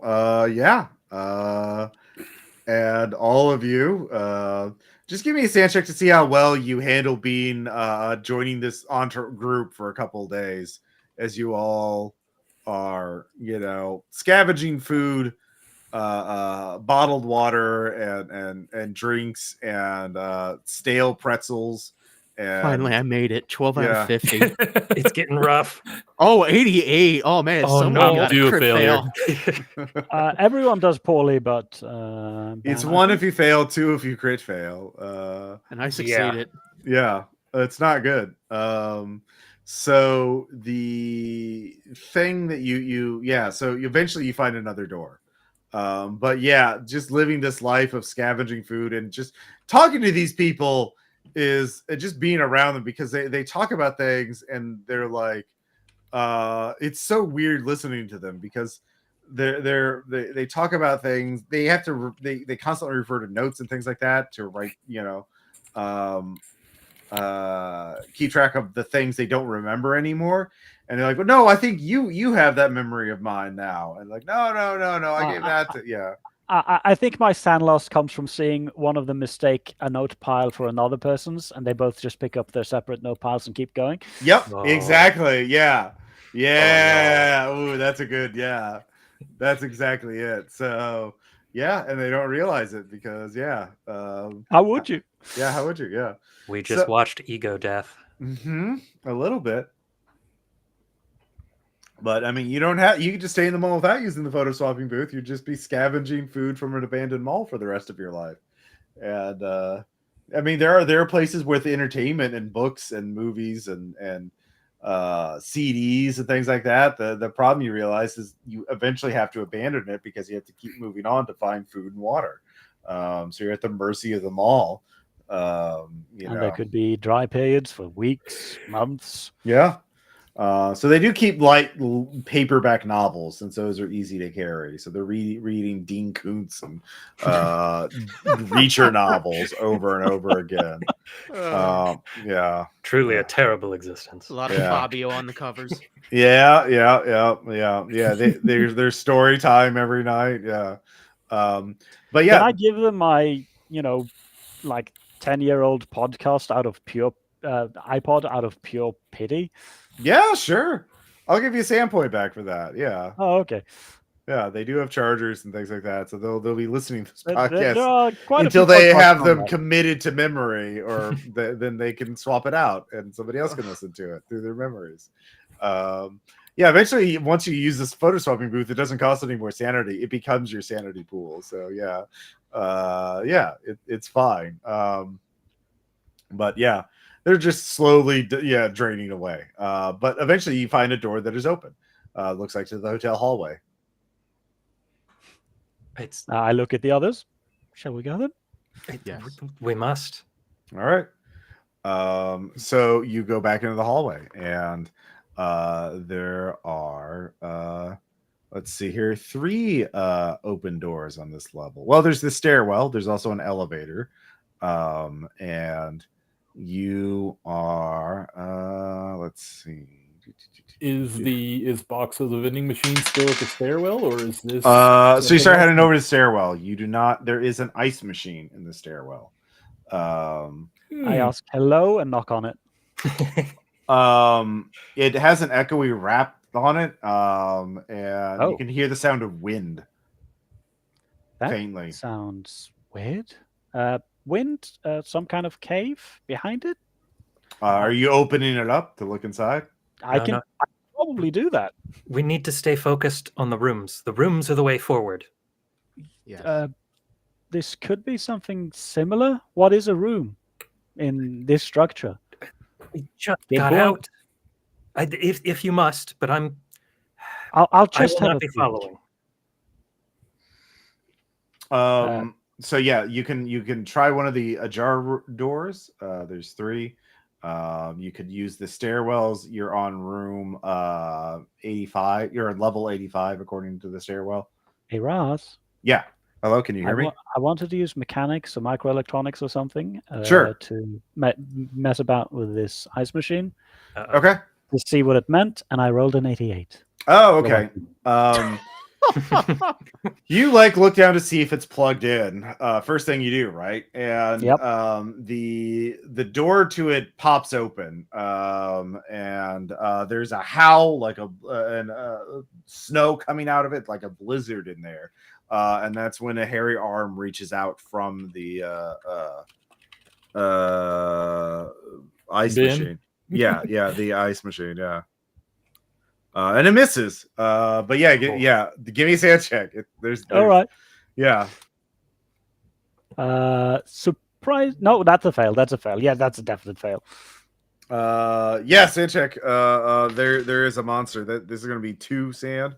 But you can back away from it. It doesn't seem to want to come out of the ice machine. Fall on my butt with a scream and roll away. Yeah. And it pulls the arm back in there. But yeah, it sounds like there's like a whole vast snowstorm area. It's hard. It sounded like it was going outside, like to a snowstorm, which is of course impossible. But there's a lot of impossible things here. So Yeah, I'm just going to be sobbing on the floor and trying to say, you were right. You were right. So the 3 rooms, you can peer in them before you go in them. So one of them looks like just a standard hotel room.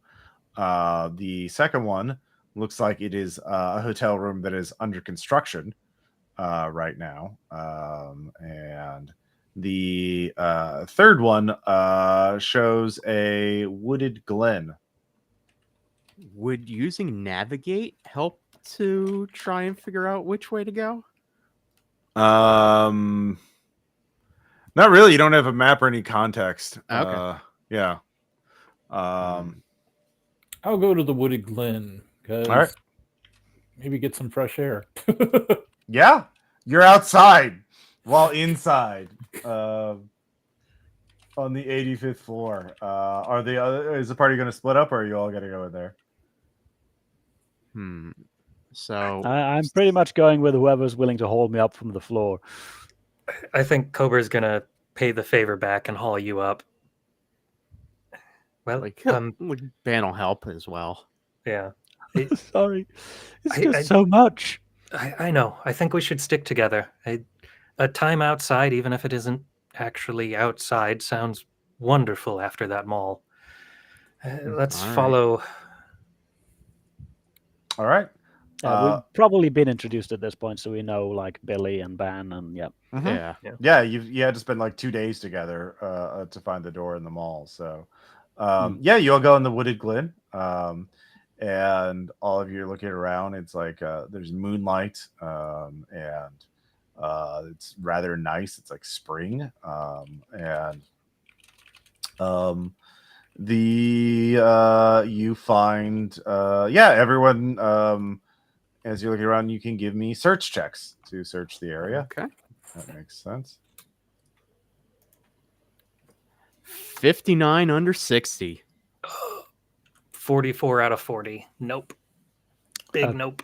All right. Surprisingly, 4 under 20. So you find a those of you who make enough of you made it that you find a trail leading that's overgrown, but it's still there. And this trail leads off a certain distance to the glen around the bend around a hill, so it's out of sight of the door itself. But you come to an area near a creek that's a little elevated above a creek and shaded by the hill, and there's trees around it, and there is a primitive little cabin built in it, and it looks like somebody or people built a cabin here, and there's like you start finding detritus from the hotel. There's there's pins on the ground, or there's some hotel towels. There is a mini fridge that has been turned into just a chest, and it's when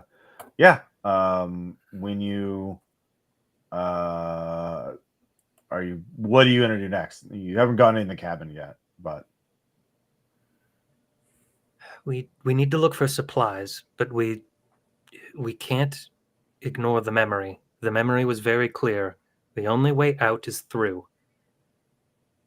I don't know what that means in this case of a room, but if we can find a way through, that's what we're looking for.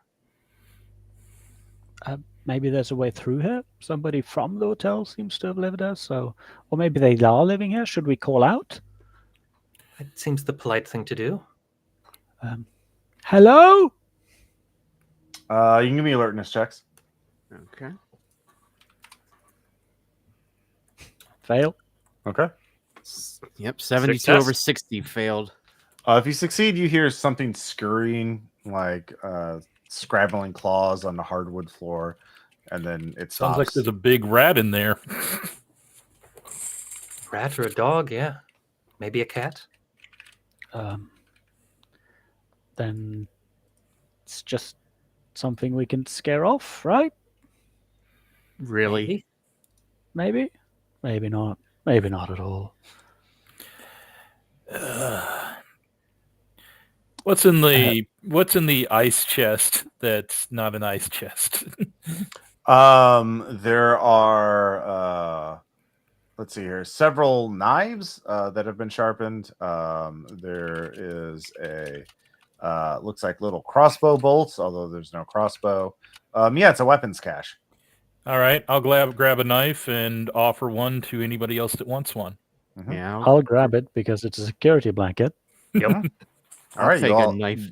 You all have a makeshift knife. So they break if you critically fail on an attack roll, or if you use it to do something that It wasn't made for. Yeah, basically, which is just shanking people. So if you use it as a tool or something like that, it could break. So Well, it looks a little bit more resilient than the toothbrush turned shiv somebody tried to shank me with. Yeah, that's fair. It doesn't seem like there's anyone in the cabin though, aside from whatever that animal was. I suppose we'll just have to open the door and see. Okay. Tell you what, yeah. I'll be ready to go in. Why don't you open the door there, Gerard? Yes, And- sure. Yeah, it'll be fine, or it won't. Okay. Yeah, Gerard will tremblingly start to open the door with a knife in his hand. Okay. You open the door. You can see the cabin. There's a large chalk circle in the middle of the floor. There is a video camera on the tripod pointed towards the chalk circle. There are some improvised bookshelves holding several books. There is a shelf along the far wall with multiple jars or sealed containers of different types. And there is a notebook on a small table next to the video camera. And also like a primitive little mattress area. And yeah, some bottled water and food, like Okay. sealed little crackers and stuff like that. I'll head in, grab the notebook, but pass it to somebody else, and just keep my eyes open for whatever we heard scurrying around in here. Okay, yeah, you can give me another search check if you want to look for it.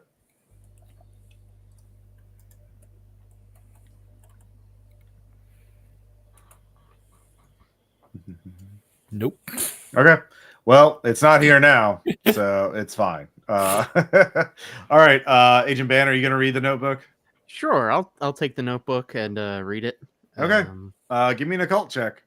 Okay. Phew, this should go okay. 15 under 80. Nice. All right. Yeah, this is the experiment lab, the notebook of a necromancer. This is someone who has perfected a formula to resurrect the dead from essential salts, which is a powder, and he is documenting it to interrogate them about the structure. And yeah. Ban would explain that to everyone. It's like, it seems to be a notebook from a supposed necromancer saying he can perfect the summoning of a dead person from essential salts to interrogate them about this place. Mm-hmm. He says Essential at the bottom salts? of each What the hell's that? it's a powder. The canisters over on the far wall have a name. If you look at them, there's a name at the bottom of each of them. And there are notes in the notebook about what that person knows. It's like, I wonder if we could try the ritual. So we have to do hellish occult magic to escape? Well, it doesn't necessarily mean it's hellish, just different. There's a pentagram. There is a Say video potato? camera, yeah, pointed at the chalk circle. You could see what happens. I mean, I'll grab the video camera Mm-hmm. and try to, see if there's battery left. And Oh, see there if it can be is. turned on. Of course there is. Yeah. Oh, No, so of much course, power. I'm too curious for my own good. Yeah. Yeah, you start playing it. Is anybody going to be watching over his shoulder, playing it on the little flip screen? Watching on the full flip screen? I'm trying to figure out how to do the what's called the ritual in the book. Oh, sure. Yeah. All right. Yeah, you're focused on the book. You're locked Learning in. magic. Yeah. Always good. Billy, Kober, are you going to watch the video as well? Or are you just like, I don't want nothing to do with this? The I book's a will bit more. watch Yeah. because apparently I am unflinching and You don't give a fuck. All right. Yeah. Yeah. No, that's great. Cobra's Yeah. going for the book, has a little bit of occult knowledge, so is more of a curiosity. All right. is So you're like, reading huh, with Bannister. All right. So Yeah. team video, you watch it. Yeah, give me sand checks. Yeah, this is not great. I fail. All right, Cool. it's only one because it's on video. But yeah, he pours I don't care again. Yeah. He pours the powder into the circle, says a short incantation, then there is this blue light and this horrible cracking sound as the powder becomes this wet slurry mix, and then bones start coming out of the slurry mess and flesh starts weaving itself around the bones. It's like the reverse of a time-lapse footage of a body decaying. It's a body undecaying. So it's like Hellraiser? Yeah. And not what your character's thinking. It's pretty gruesome to look at. And the person is in pain until they're finally left naked in the pentagram. And the person, the necromancer steps into frame, but his back is turned to you.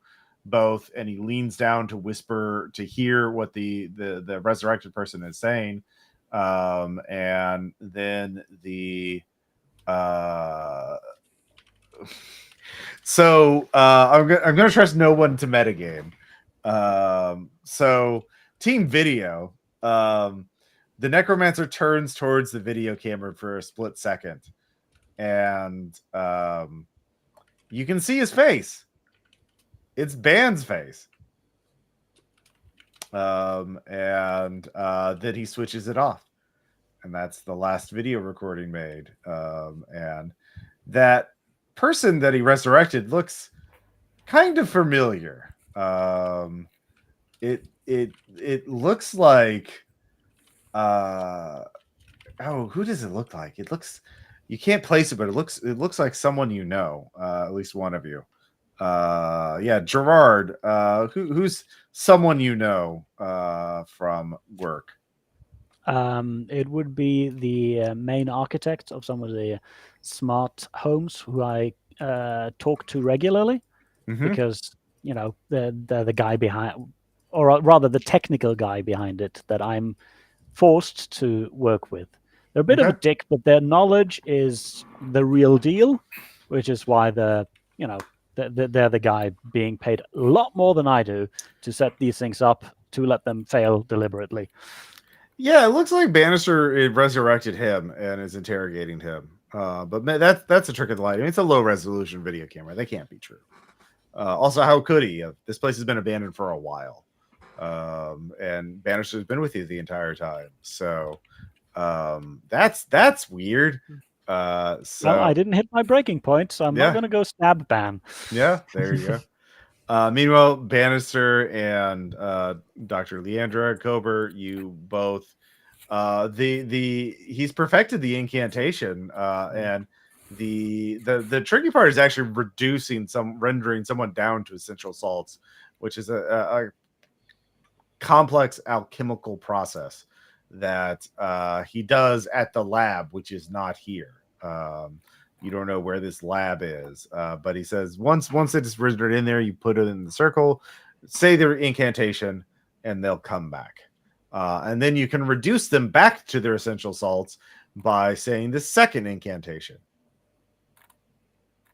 That second one seems good to know. He says there's one downside to the resurrected, is that they must they will seem alive, but their diet will change. They need fresh meat daily. Cobra's gonna take a moment to try to mentally lodge that unresurrection ritual in her mind, kind of repeat it a couple times. Can I help? What's it called? Since I've got an 80 in occult and 10 in unnatural, can I help explain stuff to Cobra and stuff like that? Yeah, it's basically anytime you want to say either incantation, it's just an occult check. Okay. So, Nice. Okay. Yeah. All right. And it's I guess, should we try to bring some of these people back and interrogate them? And he'll motion to the jars. I mean, we have notes about what people know. If we keep it limited, go after those who this person believes has the most information to help us get out of here. All right. Sounds good to me. The most information with the least harm. Okay. So speaking of, before you make that choice, you might want to watch that video to see what it's like for him. Yes, Koba, come over here and look at this video. I suppose so. And we'll kind of look at Ban for a moment and then look at the lot of them and be like, there's clearly the question of why just me? But no, I'm mentioning over. it to both of you. I'm inviting both equally. Okay. Directing either. It's well, we'll find out very shortly. And it's he's gonna go over to one of the jars. Could he figure out as Cobra asked, the one that would know the most information, or which one he should try for first? So there is there are multiple names. A lot of them are regular people. There's just a person's name, and then how long they survived, and then notes like spent time in state, spent time in mall, spent time in the library, or spent time in the skyscraper. Just pretty oblique references. But then there's 3 names that are different. One is the Pilgrim. Went to the 13th floor, but returned to bring others. Extremely dangerous, unstable, underlined. Be wary, but knows everything. So then there is Dr. Grossman. Dr. Grossman is the member of the program. Was knows quite a bit. Tricky, hard to assess. And then there is the unknown individual, hard to read, knows a lot. I don't understand them that well. So yeah, He like Ban would say back to them. He would explain at least like he would say, it seems the 3 that know the most are this one known as the Pilgrim. It seems they've been to the 13th floor, but they are extremely dangerous. I would say we don't bring them back unless required. I think I can speak to the second, Dr. Grossman. And he kind of fades off. He's like, have something in common. And the third is an unknown individual that it seems knows much, but is difficult to understand. So Ban is going to try for Dr. Grossman's assaults to bring him back. Sorry, excuse me. Speaking of things in common, is there a Gerald P. Iverson there? He'll look. Do you want me to do yeah, that's the person you saw being resurrected, right? There's a jar there. It's empty though. Oh, It seems there is a jar there, but it's empty. Mhm. oh, that's not great. Oh, maybe it is, or maybe it isn't. Could he have escaped? I recognize the person in this. Well, technically, I recognize 2 persons. But anyway, Kobo, just watch the video. All right. All right, so I'm gonna Sit down to watch. Yeah. all right, both of ready you give me with- sand checks. Woo. Okay, me too. Yo, yeah, especially If you're watching the video, No, I'm getting ready with assaults. Okay, yeah. Sand check for watching the video. Yeah. It's not going well. Okay.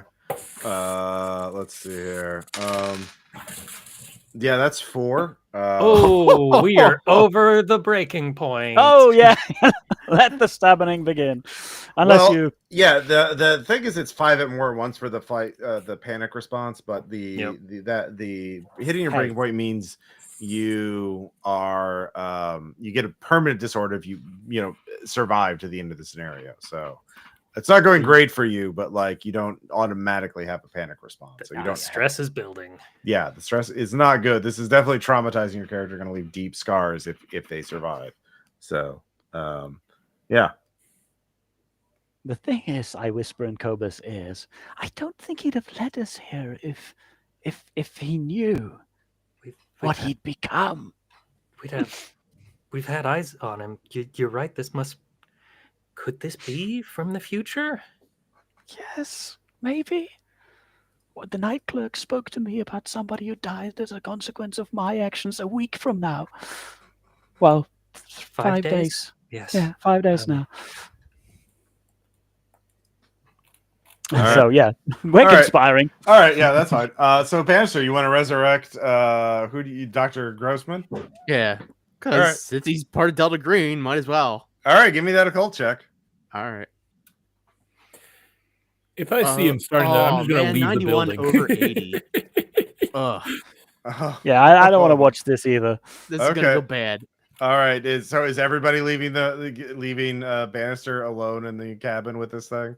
It's probably not the great thing to do, but I kind of don't want to be here when that happens again. Okay, so the 3 of you outside the cabin, all of you hear this horrible sound of the dead being resurrected.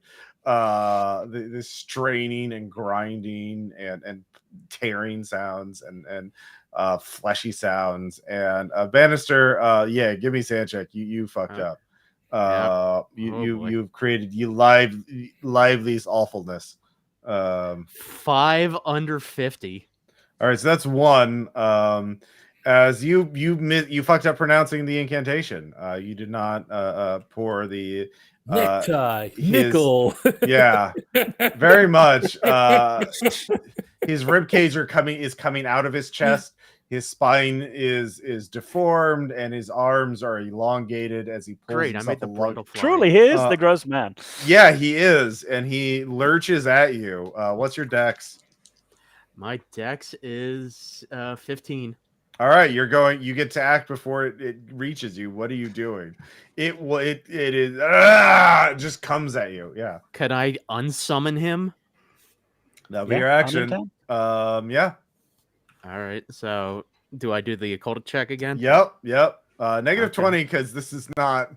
Oh, no. 92 over 60. Well, it didn't matter. Yeah, you failed. So it is going to attack you. And Great. Yeah, it's don't worry about it. Let's see here. Yeah. Well, actually, you probably should worry about it. Yeah. Let me find this actually started out in the Delta Green book. Just remember. I should have mentioned earlier. I do have a vest on. All right. That help. We'll see. I need to find the this is actually I just watched the movie The Resurrected, so which I don't know if you know, this is based on the Lovecraft story, the case of Charles Dexter Ward. So That's cool. Yeah. How was it? It's an excellent movie. You haven't seen it. It's got great practical effects. Directed by Dan O'Bannon, who wrote Alien, and here we go. Liveliest awfulness. It is hard to explain just how a single sight of a tangible object with measurable dimensions could so shake and change a man. And we may only say that there is about certain outlines and entities a power of symbolism and suggestion, which act frightfully as a sensitive thinker's perspective and whispers terrible hints of obscure cosmic relationships and unnameable realities behind the protective illusions of common visions. It is malformed and misshapen, darkly discolored, and wet, red wetness. Yeah, let's see here. It is going to try and grapple you. With a 55% chance in that. So let's see how that goes. 44 crit success. Great. Yeah. It's a good thing Koba learned that incantation as well, huh? Yeah. Yeah. It is going to, with the crit success, I'm going to say it just immediately begins flailing, tearing at you with nasty teeth. And only rolls a 3, so you take 3 damage. Yeah. Armor of 4. Does that help? Not against teeth Okay. to the face. It got a crit, so I'm going to say that's that. fine. Yeah. Okay, so all right. Okay, I have hit points 16. Okay, so how many did I lose again? 3. Okay, so I'm at 13. Okay. So yeah. All of you hear absolute chaos happening inside. And yeah. We will go in dex order. So who is, I guess actually, yeah, its sex is only 10. So let's see here. Agent Band, you get to go first. Okay, I'm going to try to unsummon it again. Negative 20 penalty because you're being grappled. Yep. So 14 under 60. All right. Let's see. Give me a sand check. Okay. 21 under 49. Okay.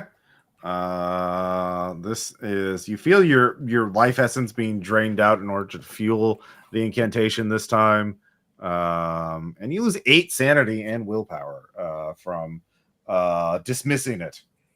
Okay, so I lose 8 willpower and 8 sanity. Yes. Okay, so you I'm down can project that.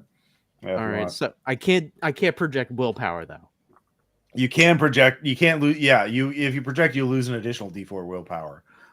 Oh, so if I project, I lose an additional D4 willpower. Yep. Yeah. You roll a 1d4, and you can remove that much from your willpower and from the sand loss. All right. So I guess I have to project because if. Oh yeah, this that would is go down fight, to- flight, or freeze. Yeah, if you don't, you actually need to get. Yeah, if you lose 5 or more at once, you do. Yeah. To be Okay, fair, so all right. Well, I guess I'll have to project. I guess on my fellow Delta Green agents. Mhm. All right, and I do a D4. Mhm. All right. 1 sec. Let me do that.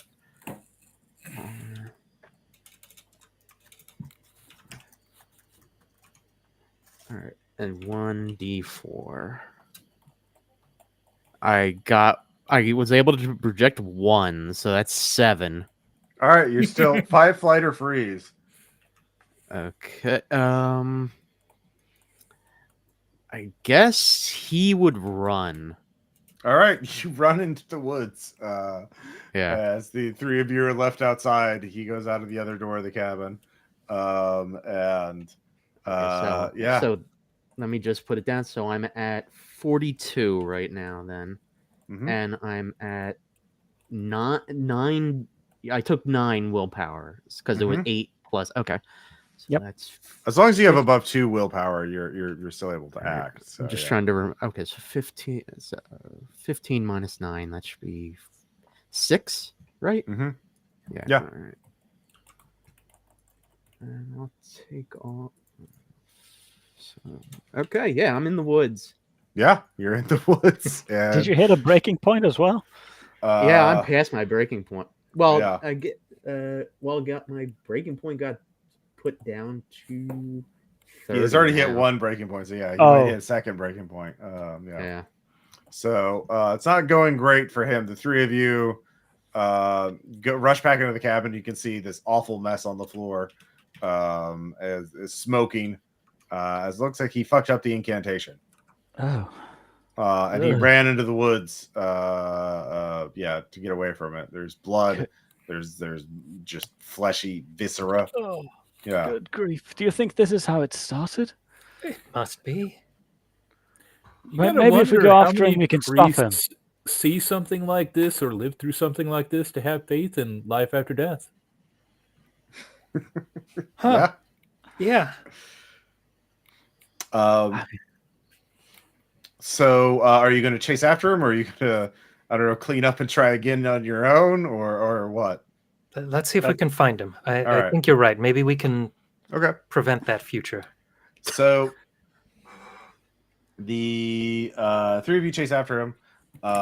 Bannister, you sort of come to it as you're exhausted. You fall to your knees at a creek and drink from it, and try and wash some of the blood off your hands. And you can sort of feel the achiness of when the thing bit you. And you hear rustling, and you see a man emerge from the woods. He was the resurrected man. Oh no, you didn't see the video, right? So yeah. No, I did not. Yeah, you don't know who this guy is. He's got his name at least. Yeah. And he's wearing a mismatch of clothing that is barely tattered on. Like a hotel robe that's been covered in dirt and mud and dried out, so it's almost like camouflage, and like loose fitting pants, and he's barefoot, and he has blood stains on him, blood stains on his mouth, and he kind of he sort of goes, he sees you, he kind of looks at you for a bit, and then he goes down to the creek and starts washing his hands and face off. How are you doing, Stansfield? Not great. Yeah, I'm not surprised. Just trying to reach the 13th floor, I assume. Yep. Okay.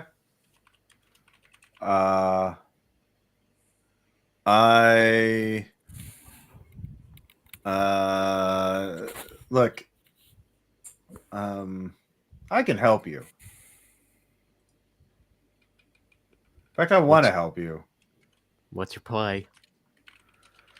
Well, I am on a special kind of diet, and I need food. If you go back in there, march back in there, I'll and bring me meat. I don't care where you get it from, or what kind. I'll tell you how to get to the 13th floor. Why don't you come with me?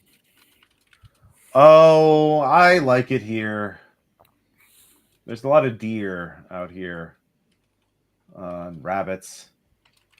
It's clean. It's pure. I don't like people so much anymore. Hmm. I don't want to go back. I'll think about it. You just stay here, and No. I'll if you want my help, just leave the meat out at the outside the cabin, and I'll come in my own time. With that, he stamps back up and goes back into the woods, disappearing from view. Shortly thereafter, the three of you catch up to Bannister. All right.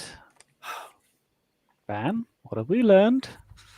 well, I just met someone who wants meat in exchange for information on how to get to the 13th floor.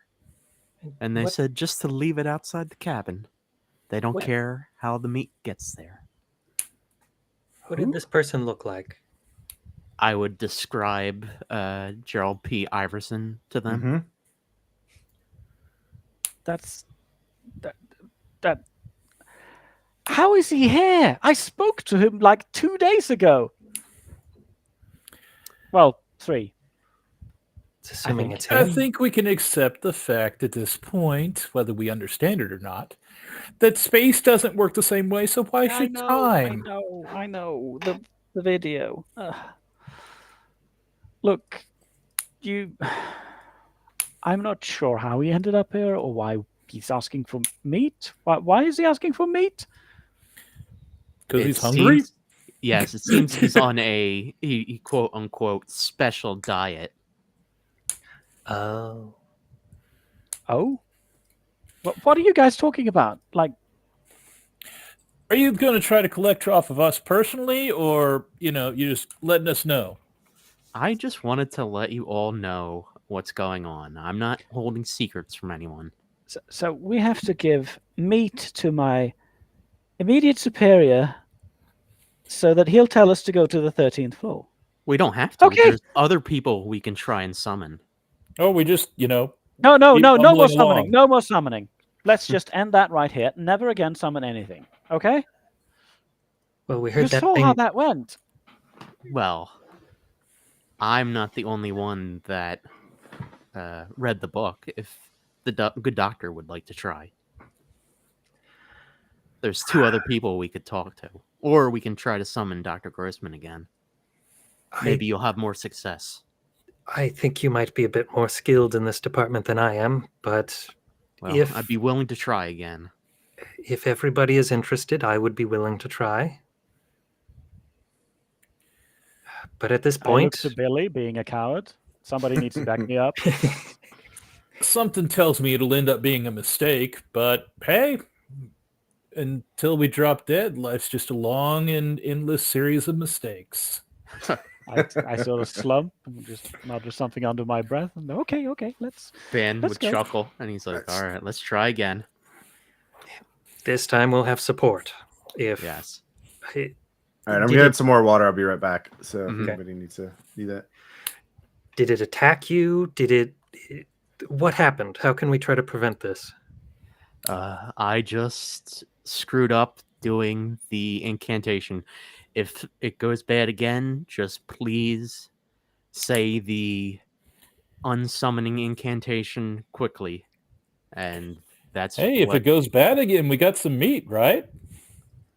well, Potentially, if we finish I it don't off. I don't think he looks at Mr. Papa, he's like, your friend wants living meat. Or at least meat that will fight back. But that's a relief. I throw up my hands. And so I guess while we walk back, like Ban just tells them like everything that went on in like the summoning. It's like how it botched and like it attacked them and all that good stuff. I conspicuously do not mention that you are the necromancer of the future. Yeah, we can hold on to that for later. Yeah. Yeah, he never Probably watched doesn't the seem good video. for your mental health or anything if you think you're predestined to become an evil, wicked necromancer. I think he's like seen enough in this field that he's like, yeah, there's gonna be bad stuff coming down my way. Is like that would not surprise him.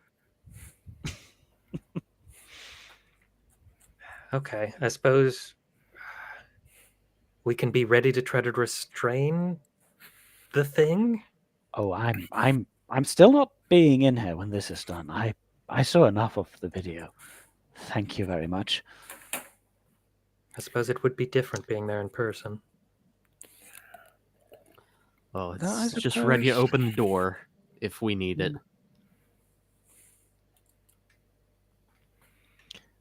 Anyway, Billy, what's up? Should we stand outside maybe? Just relax a bit, chat about, the future? Yeah. What were you planning to do when you got out? I tried not to make too many plans other than having the confidence I could shower in peace without being assaulted. So far, that's still working out. Well, Happy there to was a hear it. creek back there. You could take a bath at least.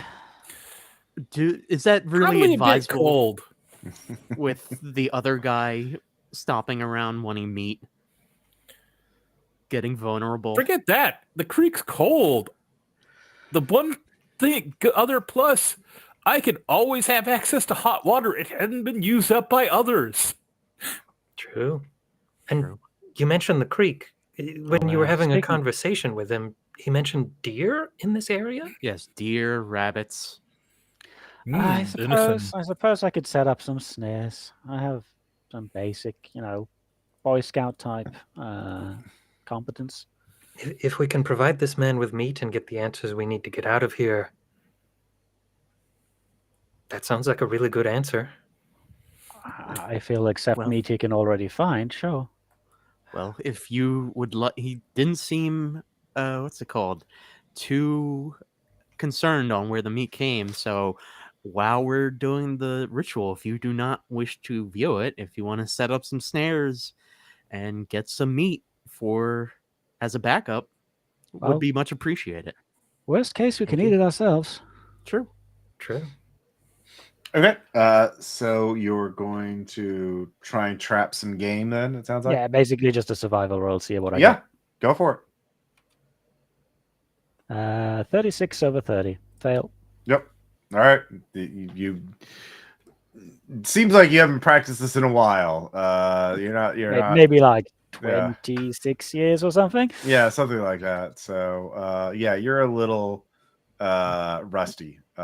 So yeah, that's not going so great.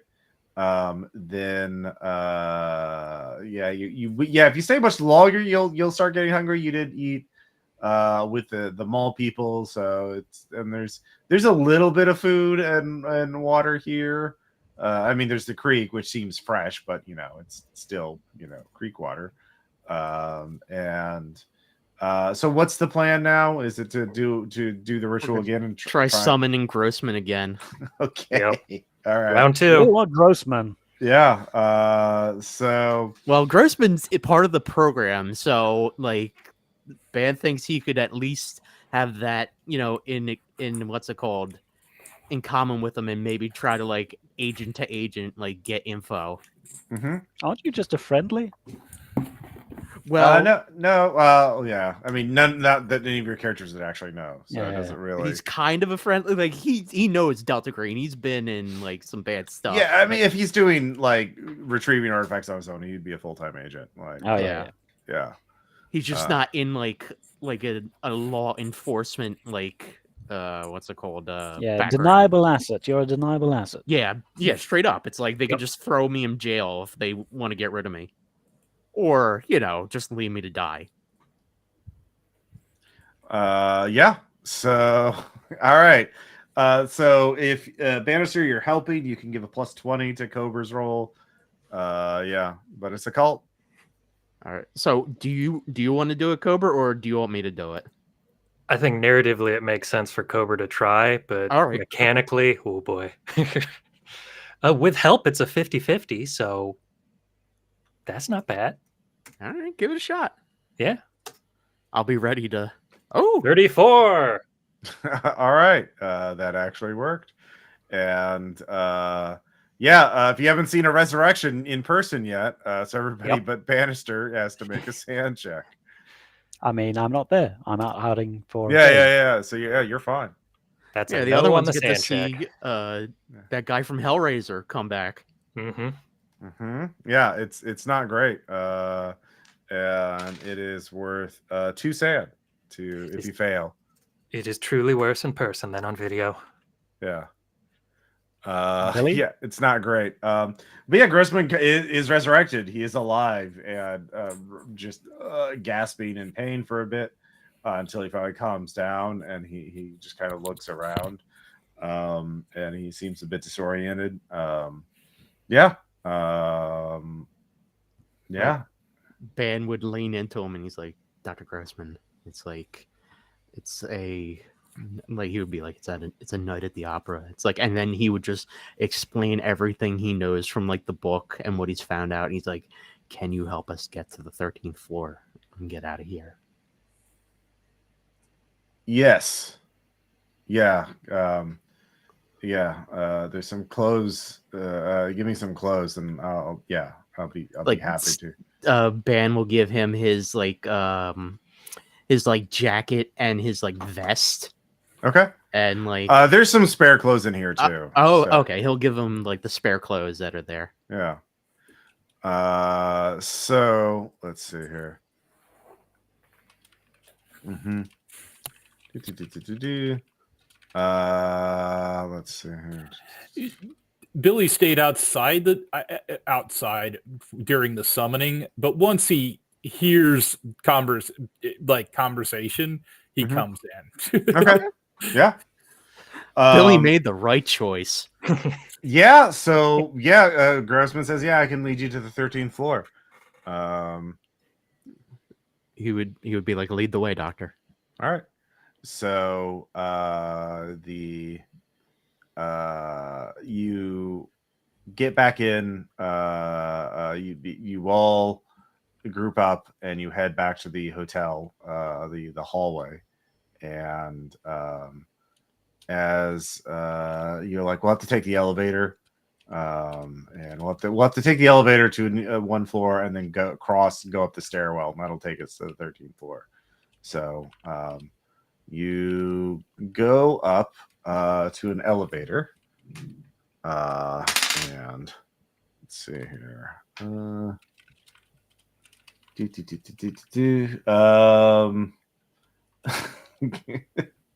The elevator opens up, and there's food and water and a handgun on the floor of the elevator. Just eyes locked on that gun. It's like, Dr. Grossman, maybe you should take that. Okay, yeah, I should. So he takes the gun, and it puts his back to the wall of the elevator, and all of you get in. Yep. Ben does the same as he's just following his senior agent. Yeah. And the elevator goes up. Yeah, sorry. Yeah, I suck at this, so I'll just roll my human on Dr. Grossman. Sure. And fail. So Okay. There we are. Could I do human as well? Yes. If you ask, sure. Cool. Yeah, that feels about right for somebody we just brought back from the dead. 84 over 60. I failed. All right. Not implicitly. Did anybody make it? Nope. No. All right. Yeah. This is legit. It's fine. Mm-hmm. I'm accepting that it's not fine, but I'm just grabbing some of the food and eating and enjoying the peace of the moment. Yeah. Clearly, exactly. this isn't the trap. He's bringing us to the trap. We're not at the trap yet. We're not at the trap yet. The door opens up and Tim Clark is there. Everyone give me a roll of D100, and the highest roll is the person in front of the elevator doors. 71. Oh, no. 22.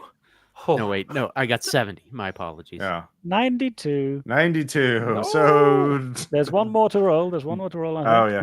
No, everyone rolled. all right, Yep. yeah. All right. He reaches and grabs at you. And he grabs you. Oh no, that's a D100. Sorry, that was a D100 or a D10. I need to roll a D100.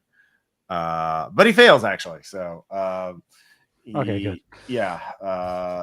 You always succeed on percent of rolls if you just roll a D10.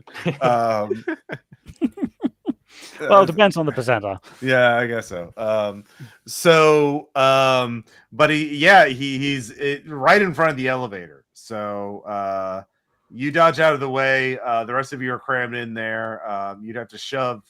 Grossman actually is going to kick you, Gerard, and kick you into the mystery guest, and he does. Dodge. You already dodged this round. You already acted. Aw. Yep. So before anyone else can everyone else can see this happening as he rears up his foot to kick Gerard into the mystery guest. Is anybody going to intercede? I'll stab What him is in the Gerard leg really as he's done, please? lifting it up to stop him. Let's see here. Okay. Yeah, roll melee weapons.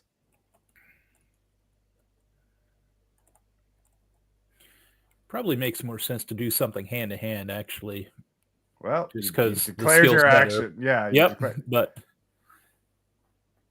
well, that didn't work. That's weird.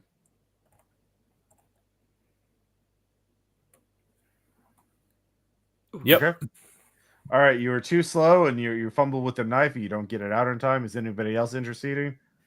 yeah. Just try to like knock Grossman off balance. Try to make that kick All right. less effective. Unarmed. Okay.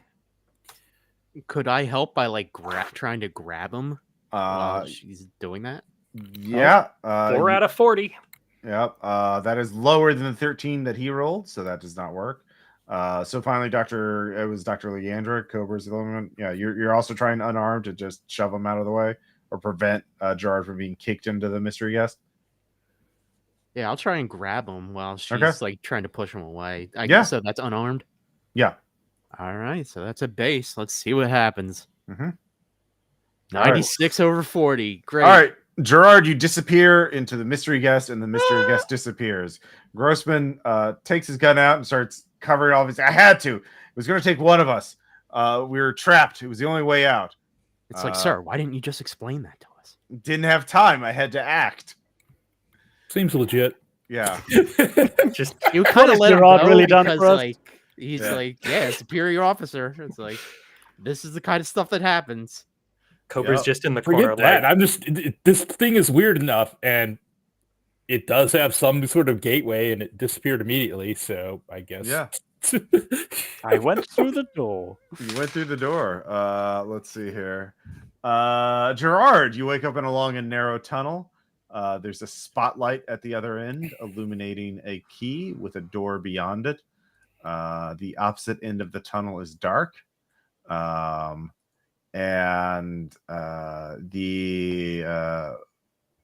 see here. The tunnel is dark. So you find yourself in this place. You don't know how you got here exactly, but you're there. Are you going to walk towards the door? Or are you going to do something else? I scrambled for the spotlight and the key, I suppose. Yeah. Where am I? You hear a car engine and headlights appear out of the dark end. It starts revving towards you. Dodge? Get out of the way? Sure. I succeed. It does not matter. The car still it lurches unexpectedly fast, accelerating, and the car hits you straight on. When the car hits you, though, a strange thing. It crumples around you as though you were in a movable object. You take no damage, but the car is absolutely totaled by it. It is just destroying itself on you. You can feel it pressing against you, but you take no damage, and it just is destroyed. Give me a sand check. All right.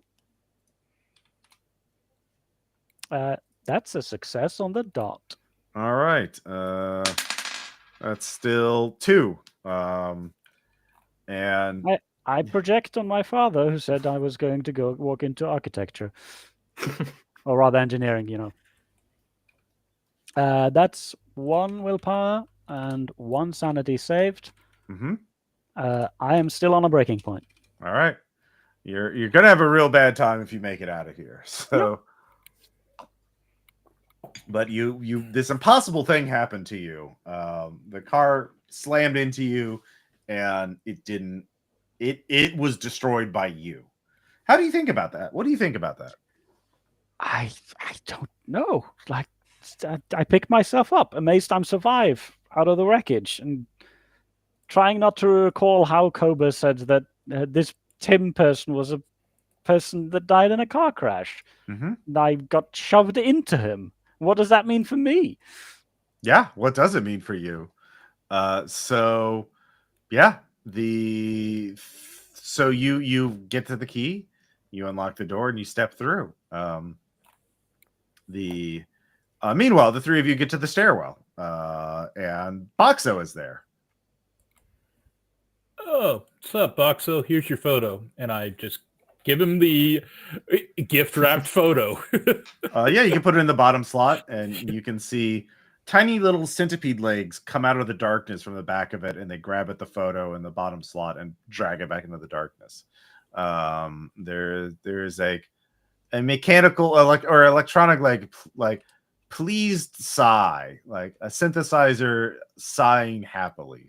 Is the sound Boxo makes when it absorbs the photo. Yes. Thank you. That was very appreciative. What did you want to know?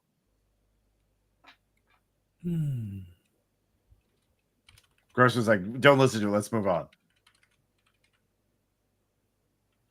Like, Band's just gonna go with Doc Grossman. Like, it's like he's kind of going back into like DG agent mode right now. But what's it called? Okay. But the other two, like, what do you guys want to do? Cobra's sticking around Billy at this point just because. What's the first round draft pick of the NFL next year? Yes. All right. Let's see here. You don't have to come up with something legit, Ross. Don't stress. Oh no, I'm not. Great to start talking about Bo Jackson. No. Oh no. It is. Let's see here. Butch Deadlift. He's going to be the number 1 pick. So number 2 pick is going to be Punt Speed Chunk. Beef hard cheese. Yeah, there you go. Yay, top Bulk yay. Vander Huge. Yep. Big McLarge Huge. Yep. Roll Fizzle Beef. So I make note of all this, assuming it's just BS, but also just out of blatant curiosity, if I live through this, I look it up online later to see if any poor SOB was given that name. We'll see if you become stupidly, ridiculously rich by happenstance. Yeah. If you can make a bet on it, man, you can really clean up if you get that inside info. So yeah. When you come to the top of the stairs, the door across from the stairwell opens up from you, and Gerard stumbles out, looking very, very shaken. Yeah, Gerard, and we'll just kind of like hurry over to try to help you. I stare accusatorily towards Dr. Grossman. You shoved me. Yeah, we were trapped. One of us had to go. At least he didn't shoot you. But Yes. how do we know that he isn't going to? We don't. That's not comforting. I don't think he What wants in to this stay entire here, though. experience is comforting? The thought of getting out alive. Well, then let's keep going. Preferably all of us getting out. Then he goes Yes. first. I point at Dr. Grossman. No. I don't see that happening. Then I I go go first. I behind just him? start walking. Let me know if I need to take a left or a right, Doc. And I just keep going. Okay. Yeah. So I stayed lockstep with the doc, like as to protect him and also protect them from him, kind of. okay. So we just have to go to the room at the end of the hallway to the left. The only problem is it's going to be a bit of a run. Don't look behind you. And Dr. Grossman just starts running that way. All of you can hear some sort of loud shuffling sound coming from behind you, like a group of people pushing and prodding their way. Everyone give me an alertness check. Okay. Oh, that was a 1d4. If you fail, you look without meaning to. Oh man, you 66 fail- over 60. Yeah. 33 turned out in of that 20. direction. Yeah. I was turned in that direction anyway. So if you fail, you see a giant eyeball at the other end of the hallway, like someone peering through a tube, only it's the hallway. And At then the least it's sound, only one eyeball. and then one sound, the eyeball, part of an eyeball. It's not the full eyeball. And then the eyeball disappears, and then you see, hear this shuffling sound as though something were banging against all of the hallway walls. And then you start seeing fingertips coming out of the darkness, giant fingertips, and it starts reaching towards you. It is a 1d6 sand check to see the giant arm reaching towards you. Okay. Yes, I failed. Okay. Yeah. I got. Okay. So we're doing a we sand go. check right now. Yep. I made my sand check. Also failed. Oh, it wasn't alerted. 99 over 42. All right. Great. If a crit fail is 6. Great. I So rolled a I'm down- 1 if you failed. Yeah. So Or I'm down to 36 sand. yeah. I'm not doing great. You're not doing great. It's not been a good mission for you so far. I just could have run. Yeah. Yep. Time to book it. Athletics. Yeah. All right. Athletics. Okay. Mhm. Come on. 59 under 60. Yay. Oh, not 59 out of 30. All right. 78 over 30. We're All helping right. each other out, and we're just lagging behind. Yeah. Just run. Yeah. Out So of you all. curiosity, Yeah. instead of athletics, can I use unarmed to just fin stuff off as I make my way down? I mean, its finger is the size of your torso, so like you're not. So no, that wouldn't work. Okay. Yeah.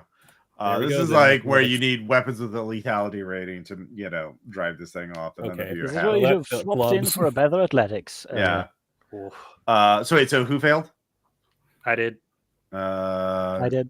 I Oh, made it by it's- 1. Most of us did. Okay. All right. 59 under 60. I think The everyone one did. person succeeded. All right. So the hand starts reaching towards you. You're falling behind. Those of you make it, you make it. Those of you who failed, you get one last check before it catches up to you. Oof. All right. Oh my god. Panic, give me wings. Yes. Yep. Oh, nope. All right. So just Leandra failed then the second time. No, Billy's failed twice. Okay. So Yep. Billy and Leandra.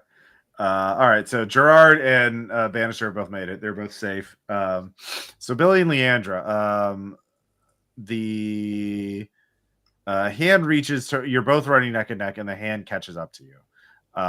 And it sort of wraps its fingers around both of you, and starts like very gently touching you.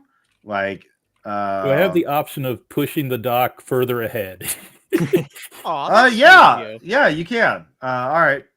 So yeah, Good guy, Leandra, you Billy. get away. Cobra, you get away. Just- Eyes meet for a moment, and like a brief shake of the head, no. But if she's getting pushed, she's running. So Billy, you're being touched by this giant hand, and it just sort of feeling you out, like, and incredibly strong, but it's not hurting you per se. It just feels uncomfortable. And then you hear this deep sigh that sort of reverberates down the entire hallway. And the hand starts moving away from you. Give me a sand check for helplessness. Whew. That'll be a failure. Yeah, weird. That's another 3. Whatever this giant was, you whatever it was looking for, it was not. It would. You were not it. And it just leaves. It just disappears back into the darkness. Do I need to mark failed helplessness or anything like that? Yes. When you get to 3, your character becomes adapted to helplessness. Okie doke. Unless you hit a breaking point, that resets your marks if you don't get to 3. So, which may be relevant in this scenario. Yep. How many of us did hit a break point? I did. Yeah. I did. I'm We're not still having ways great off. times. Got to join us, Billy. Well, Billy's been doing good avoiding the I'm worst bits. I'm close. I'm close to one, but still far away. Far away. So. So yeah, you are so you managed to catch up with the others as you're just like it reached out and could have snuffed your life out in an instant, but whatever, it just decided you weren't worth it, or you weren't what it was looking for. So maybe it was looking for someone else. Billy, you're getting a hug for that. Oh, Good to see that was you're both that? okay. I'm trying not to think about it. I suggest you do the same. I know, but so the Grossman stands in front of one door, and he opens it, and there's like a rush of cold, stale air, and he kind of peers in. It's like, this is it. This is the 13th floor. I haven't been here myself, so I don't know what to expect, but I've got we've got to go now. So he pushes the door open and walks in. So I follow. no, I did say I'd go behind him. So Yeah, I'm kind of All right. like blocking him from from you guys, just to protect you guys, but also to protect him. He's Mhm. basically being like Bad's being a wall, basically. No. Mhm. I mean, the worst you've seen Gerard do is shake his finger. He hasn't actually hurt anyone. Yeah, but like Grossman's got a gun. I at least you can act gave as it a to shield. him. Yeah, You but- know that Gerard is deathly afraid of guns for some reason. Mm. It's like he Well, lives most in people are. America or something. So all of you step into this vast palatial hall. It has an alien architectural style, like nothing you've seen, not even from movies. It seems to defy. You can't even tell what materials it's made out of or how it stays upright. It is ancient and ruined, but still grand in its dimensions. Yeah, Gerard, you don't think this was built for, the architects of this place were not of human proportions. There is a staircase that descends down. It is prominently placed in the center of this hall. In front of the stairs is a tall figure, tall figures in robes. The Guardian stands in the hall. It stands behind the stairs, but walks around them to confront you. It's a tall, masked figure in heavy robes, speaking sort of in an imperial manner in unaccented English. You have made it here. You have 2 choices. You may descend the steps to descend into the labyrinth. The labyrinth leads to the heart of this place, and you may find a truth, and with it, power. Things that are impossible are possible here. Perhaps you could do something here you could never do back in reality. But if you do not wish this, you always have a choice. You may return, and behind you. And you look behind you, and you can see in the very far away a fire exit sign, and the silhouette of a door opening from the darkness, like there's light behind the door. So the Guardian has spoken, and Grossman looks at you, Bannister, and all right. He leans in and he's like, for the sake of the program, maybe we should investigate this supposed heart. One of us should do that, and one of us should. What are you thinking? I think it would work better if we went together, sir. No, I need to go back. You should go to the heart, and but I need to go back to report to all let right. them know in case you don't come back. It's like, all right, sir. Okay. It was a pleasure working with you. And then he would like shake his hand. Mm-hmm. Yeah, Grossman shakes your hand with his gun in the other hand. He's like, make sure to report in, sir. Oh, tell them everything. Yes, of course. And could I like do like a human or something on him? Yeah, sure. Just to make sure. What are you talking about? 99 completely over dependable. 60. Critical failure. You my made the unit. right choice. Perfect. It's like, all right. Yeah, this is definitely, you can definitely trust Grossman. Yep. So you've been all the rest of you. What are you thinking? I mean, the Guardian's just kind of standing there by the stairs. He's not, attacking you or anything. So, has this hellish beast indicated which way is out? Because Gerard is heading for it. all right, yeah, you're just there's a fire. There's a exit door behind you. So you're heading to the exit. Grossman's heading to the exit. Kober, what are you doing? Gonna look at Billy and then look towards the exit and go, I think it's time to start a new life. Let's get out of here. Okay. So everybody but Bannister is going. Yeah, he's gonna become Dan's the going into the necromancer. labyrinth. Yeah. He He's made for his the choice. program. Yeah, for the program. Yeah. So as all of the rest of you are walking towards the exit, Tim Clark comes out of the darkness and starts rushing. Let's see here. Gerard was running first. He said he was going first. Not again. Yeah. No, wait, I didn't say. Oh, Yeah. I was supposed to get behind I would the say person. you're not that far ahead of the others. So this is going to be Uh. combat. So it's acting on Dex 13. Does anybody have a Dex higher than 13? Nope. 14. Okay. Ooh, You have 14. 15, All right. I'm Yeah. going down. Sorry. Yeah. So with a Dex of 14, you go first. You can make athletics to run around it. Well, I suck at that, but I'll try. Or you could do something I else. You can fail. attack it. You can try and talk to it. Yeah. All right, you fail, so it's going after you. Yeah. Let's see here.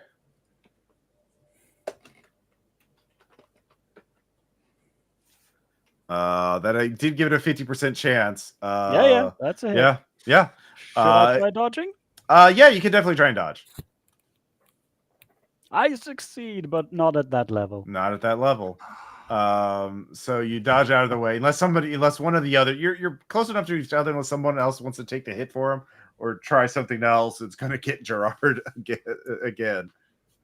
Kober's making a leap for it. Okay.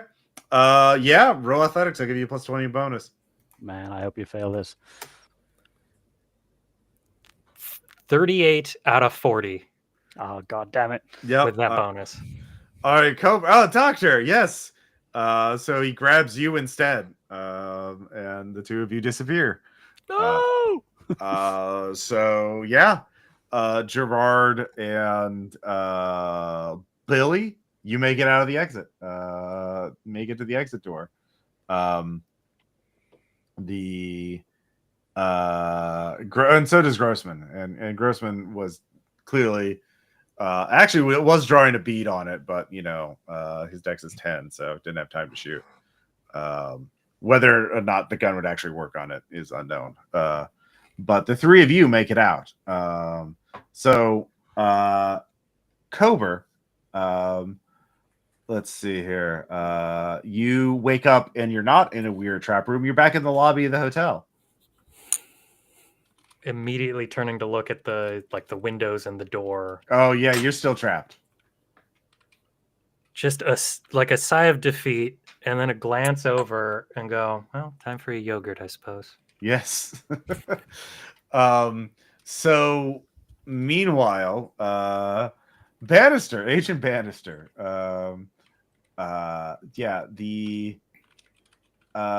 You descend the staircase to find yourselves in a bizarre new realm. The architecture is impossible.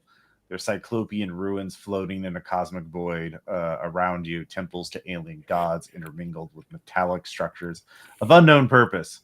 Fragments of ancient human cities and the bones of titanic creatures dead for millennium are staged like signposts. Like any true labyrinth, there's only a single path. Nothing threatens you on this journey, and you no longer feel hunger or thirst or exhaustion. You just keep going. Give me a sand check.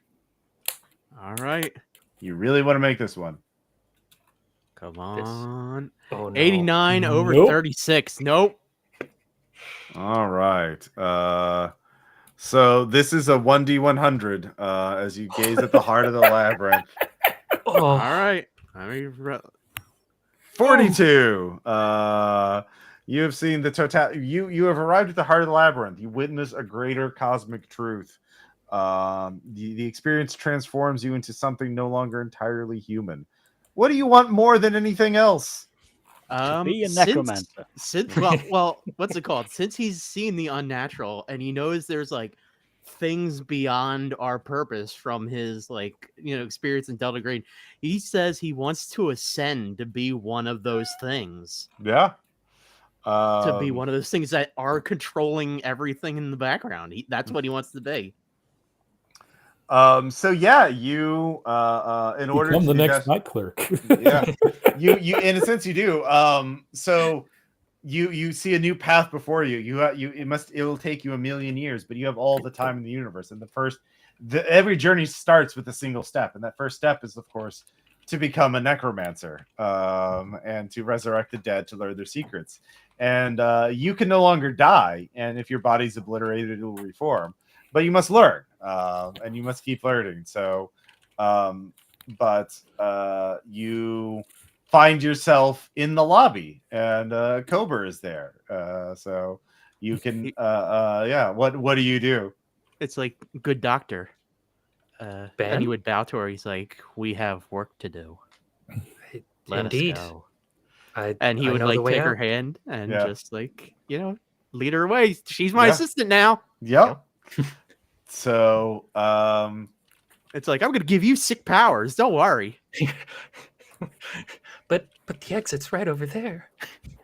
Just So- try it once. It's fine Power. with me. the Grossman, let's see here, Billy and Gerard find yourself in the parking lot of the Sleep Easy Inn. It is morning in a cold early December day, or late November.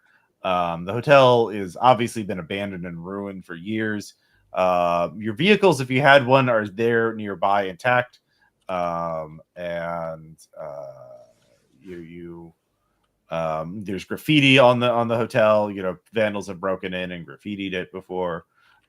If you go to where your rooms were, your luggage is there intact. So exactly where you left it. And Grossman is there, and he what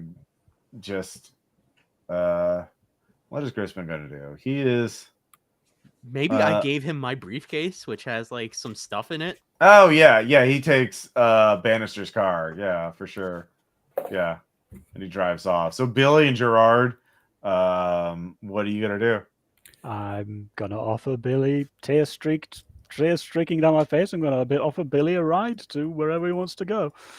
I'd appreciate that because, hitchhiking doesn't seem like a good idea right now. Yeah.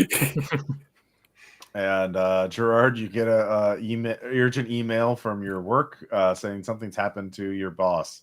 Yeah, I quit. Yeah. Racked with inexplicable guilt for a lifeboat broken early upon the wheels and failed to save, but somehow yet saved, Gerard quits his job and goes into traffic safety. All right. Yeah, you can get Billy a job digging roads or building roads. Yeah, the construction. Until he wins in the stakes. Yeah. Yeah, that's the Night Clerk. That's one way it could happen. So Don't feel too bad, Cobra. You're gonna become a god too. I mean, at least Maybe. you're not dead Yeah. yet. yeah, well, it's a lot. Well, Cobra's path is not guaranteed Mhm. unless Cobra goes back up to the 13th floor and makes her own wish. So yeah, Ben would help her if she's She willing to hasn't help been him. predestined yet. yeah. Yeah, I guess it's only a matter of time. We got all the time in the universe now. So yeah, she's got all that knowledge. She's gonna keep trying for sure. yeah. Well, there you go. So yeah, that's the Night Clerk. Questions, comments, suggestions. You guys have fun? Yeah, Oh, that that was was fun. great. We'd have fun. Yeah, sorry it took a while to get to this running. I've been distracted by some things. And, Yeah, that's okay. Life You yeah. got a lot of responsibilities, sir. Yeah. Just a little bit. I am working on a new horror role-playing game, by the way, and hopefully I'll have a playtest draft out soon on the RPPR Patreon. It's called Labyrinth Signal. It's modern-day survival horror with a focus on dungeon crawling or sort of action and exploratory-based scenarios. Playing games like Alan Wake and Silent Hill and things like that, where it's not. Backroom's the game. Yeah. Oh, nice. Yeah. that sounds cool. Like there would be puzzles, but like Delta Green is great, but it's so investigation, mystery focused. I want something more like, the choices are a little simpler, but like there's more action. And I have some ideas on how to make combat interesting and balanced for a D20 system. So we'll see. Are you gonna do like a backer kit campaign for it? Well, first there's going to be a playtest draft for the RPPR Patreon for feedback and playtesting feedback, and I'll probably What run is it. utterly broken and needs to be fixed. What is just perceived to be broken but working as I feel it's intended. That Yeah. sort of stuff. Yeah. So it'll have a playtest scenario and the full rules and a form fillable character sheet, and that'll be the next bonus or PDF thing I release on the Patreon. And after I get some initial feedback from that, I'll probably make a public playtest draft, do some more scenarios for it, and then do a backer kit for it for a print-on-demand version. And this is eventually going to be the system I do the modern-day Mega Dungeon, if you've been following the RPPR Patreon. I think so. But, I'm actually going to be running it this week for Greg Stolze and James Wallace, my co-host for Letter Narrative Dissidents. And so we'll see. Yeah, so hopefully that goes well and they like it. But yeah, we'll see. But that's the immediate future. I of course have more scenarios coming out. I have another scenario that I'll be writing eventually for the RPPR Patreon.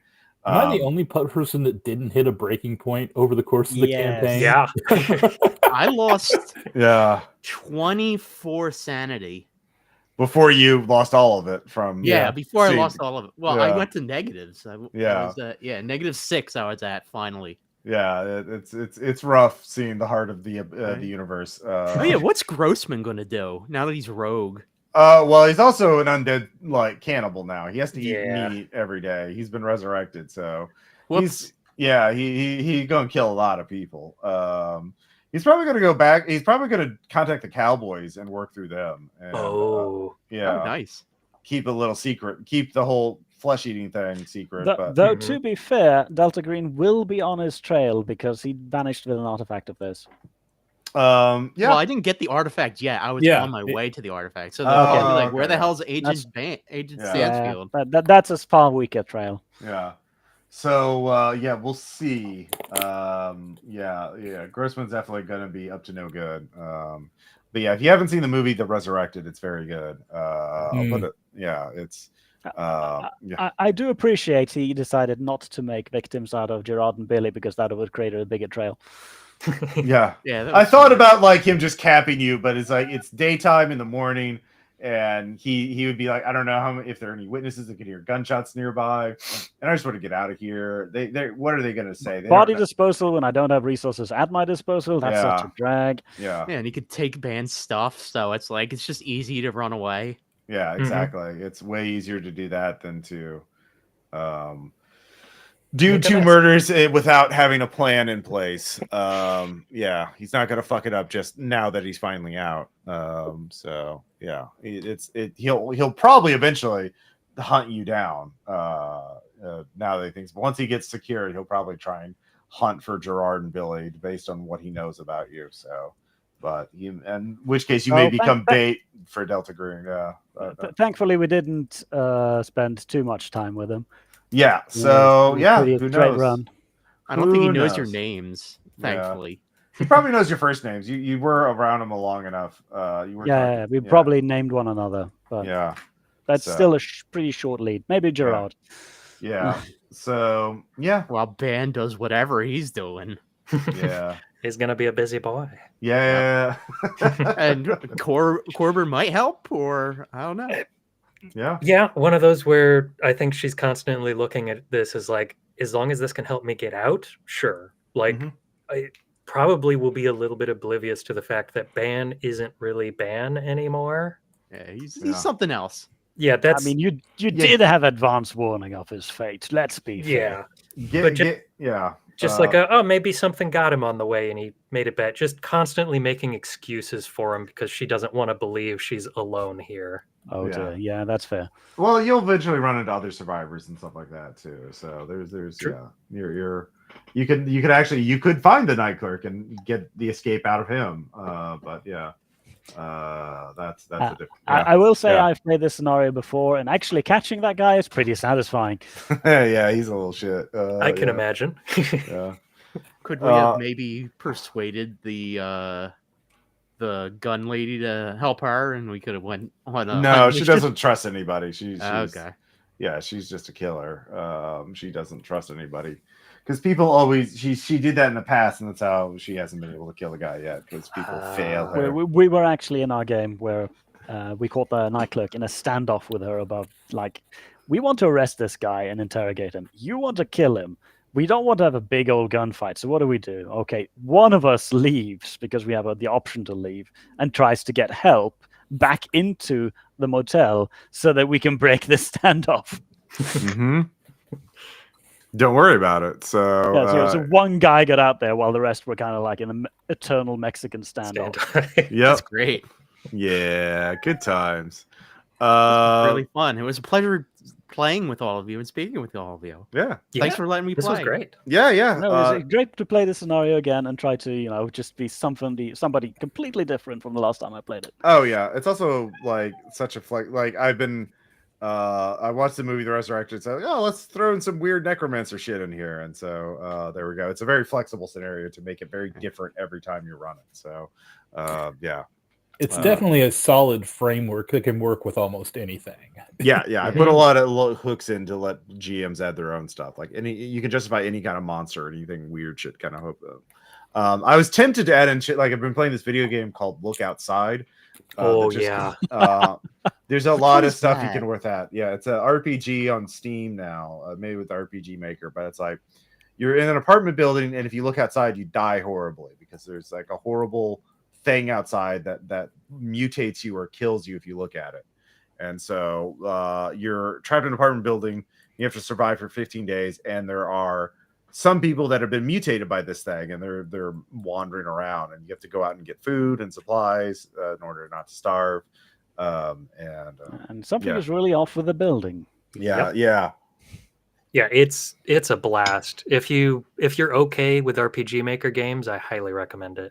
Yeah, I've been playing it a bit, so I was tempted to throw some stuff in there as well, but I was like, that's a little too obvious. If you played the game, you'd instantly recognize all that shit. And so it's like, yeah. But it's easy to do that kind of thing. It's good inspiration. So yeah. Anyway, I mean, I literally took that as inspiration to start writing a scenario like based off it. I played a good I think 30 minutes of it, and I'm like, I'm going to put this down. I'm going to write a scenario of what I think is going to happen, and then I'll finish the game afterwards. Okay, yeah, nice. Sounds cool. It's pretty good for inspiration. As what a little I've seen of streaming it, since I don't want to see too much, since I plan to play it. It's been good. And it's got really good art and design for the monsters too. Like there's some really cool monster designs in that. So, yeah. But anyways, I need to get going and you get some lunch and all that other jazz. But thank you all again, and keep up on RPPR and stuff like that. I'll be doing another. Hopefully, the Labyrinth will back this year. We'll see. It depends how the playtesting goes and all that jazz. But yeah, I'm trying to make it a very cool looking game and very fun. And yeah, but we'll see. All right, Looking I'll forward talk to to you it. all All right. later. Bye. All right. I hope everyone has a Bye. wonderful 2025. Yeah. Well, Hey. fingers crossed. Yeah. Yep. I guarantee that yeah. it's not going to be as good as we want it to be, but I doubt it'll be as terrible as we expect it to be. Yeah, Here's fingers hoping. crossed. Yeah, Let's exactly. Let's hope. Yeah, Let's no hope. shit. Let's hope. That's all we can do. All All right. right.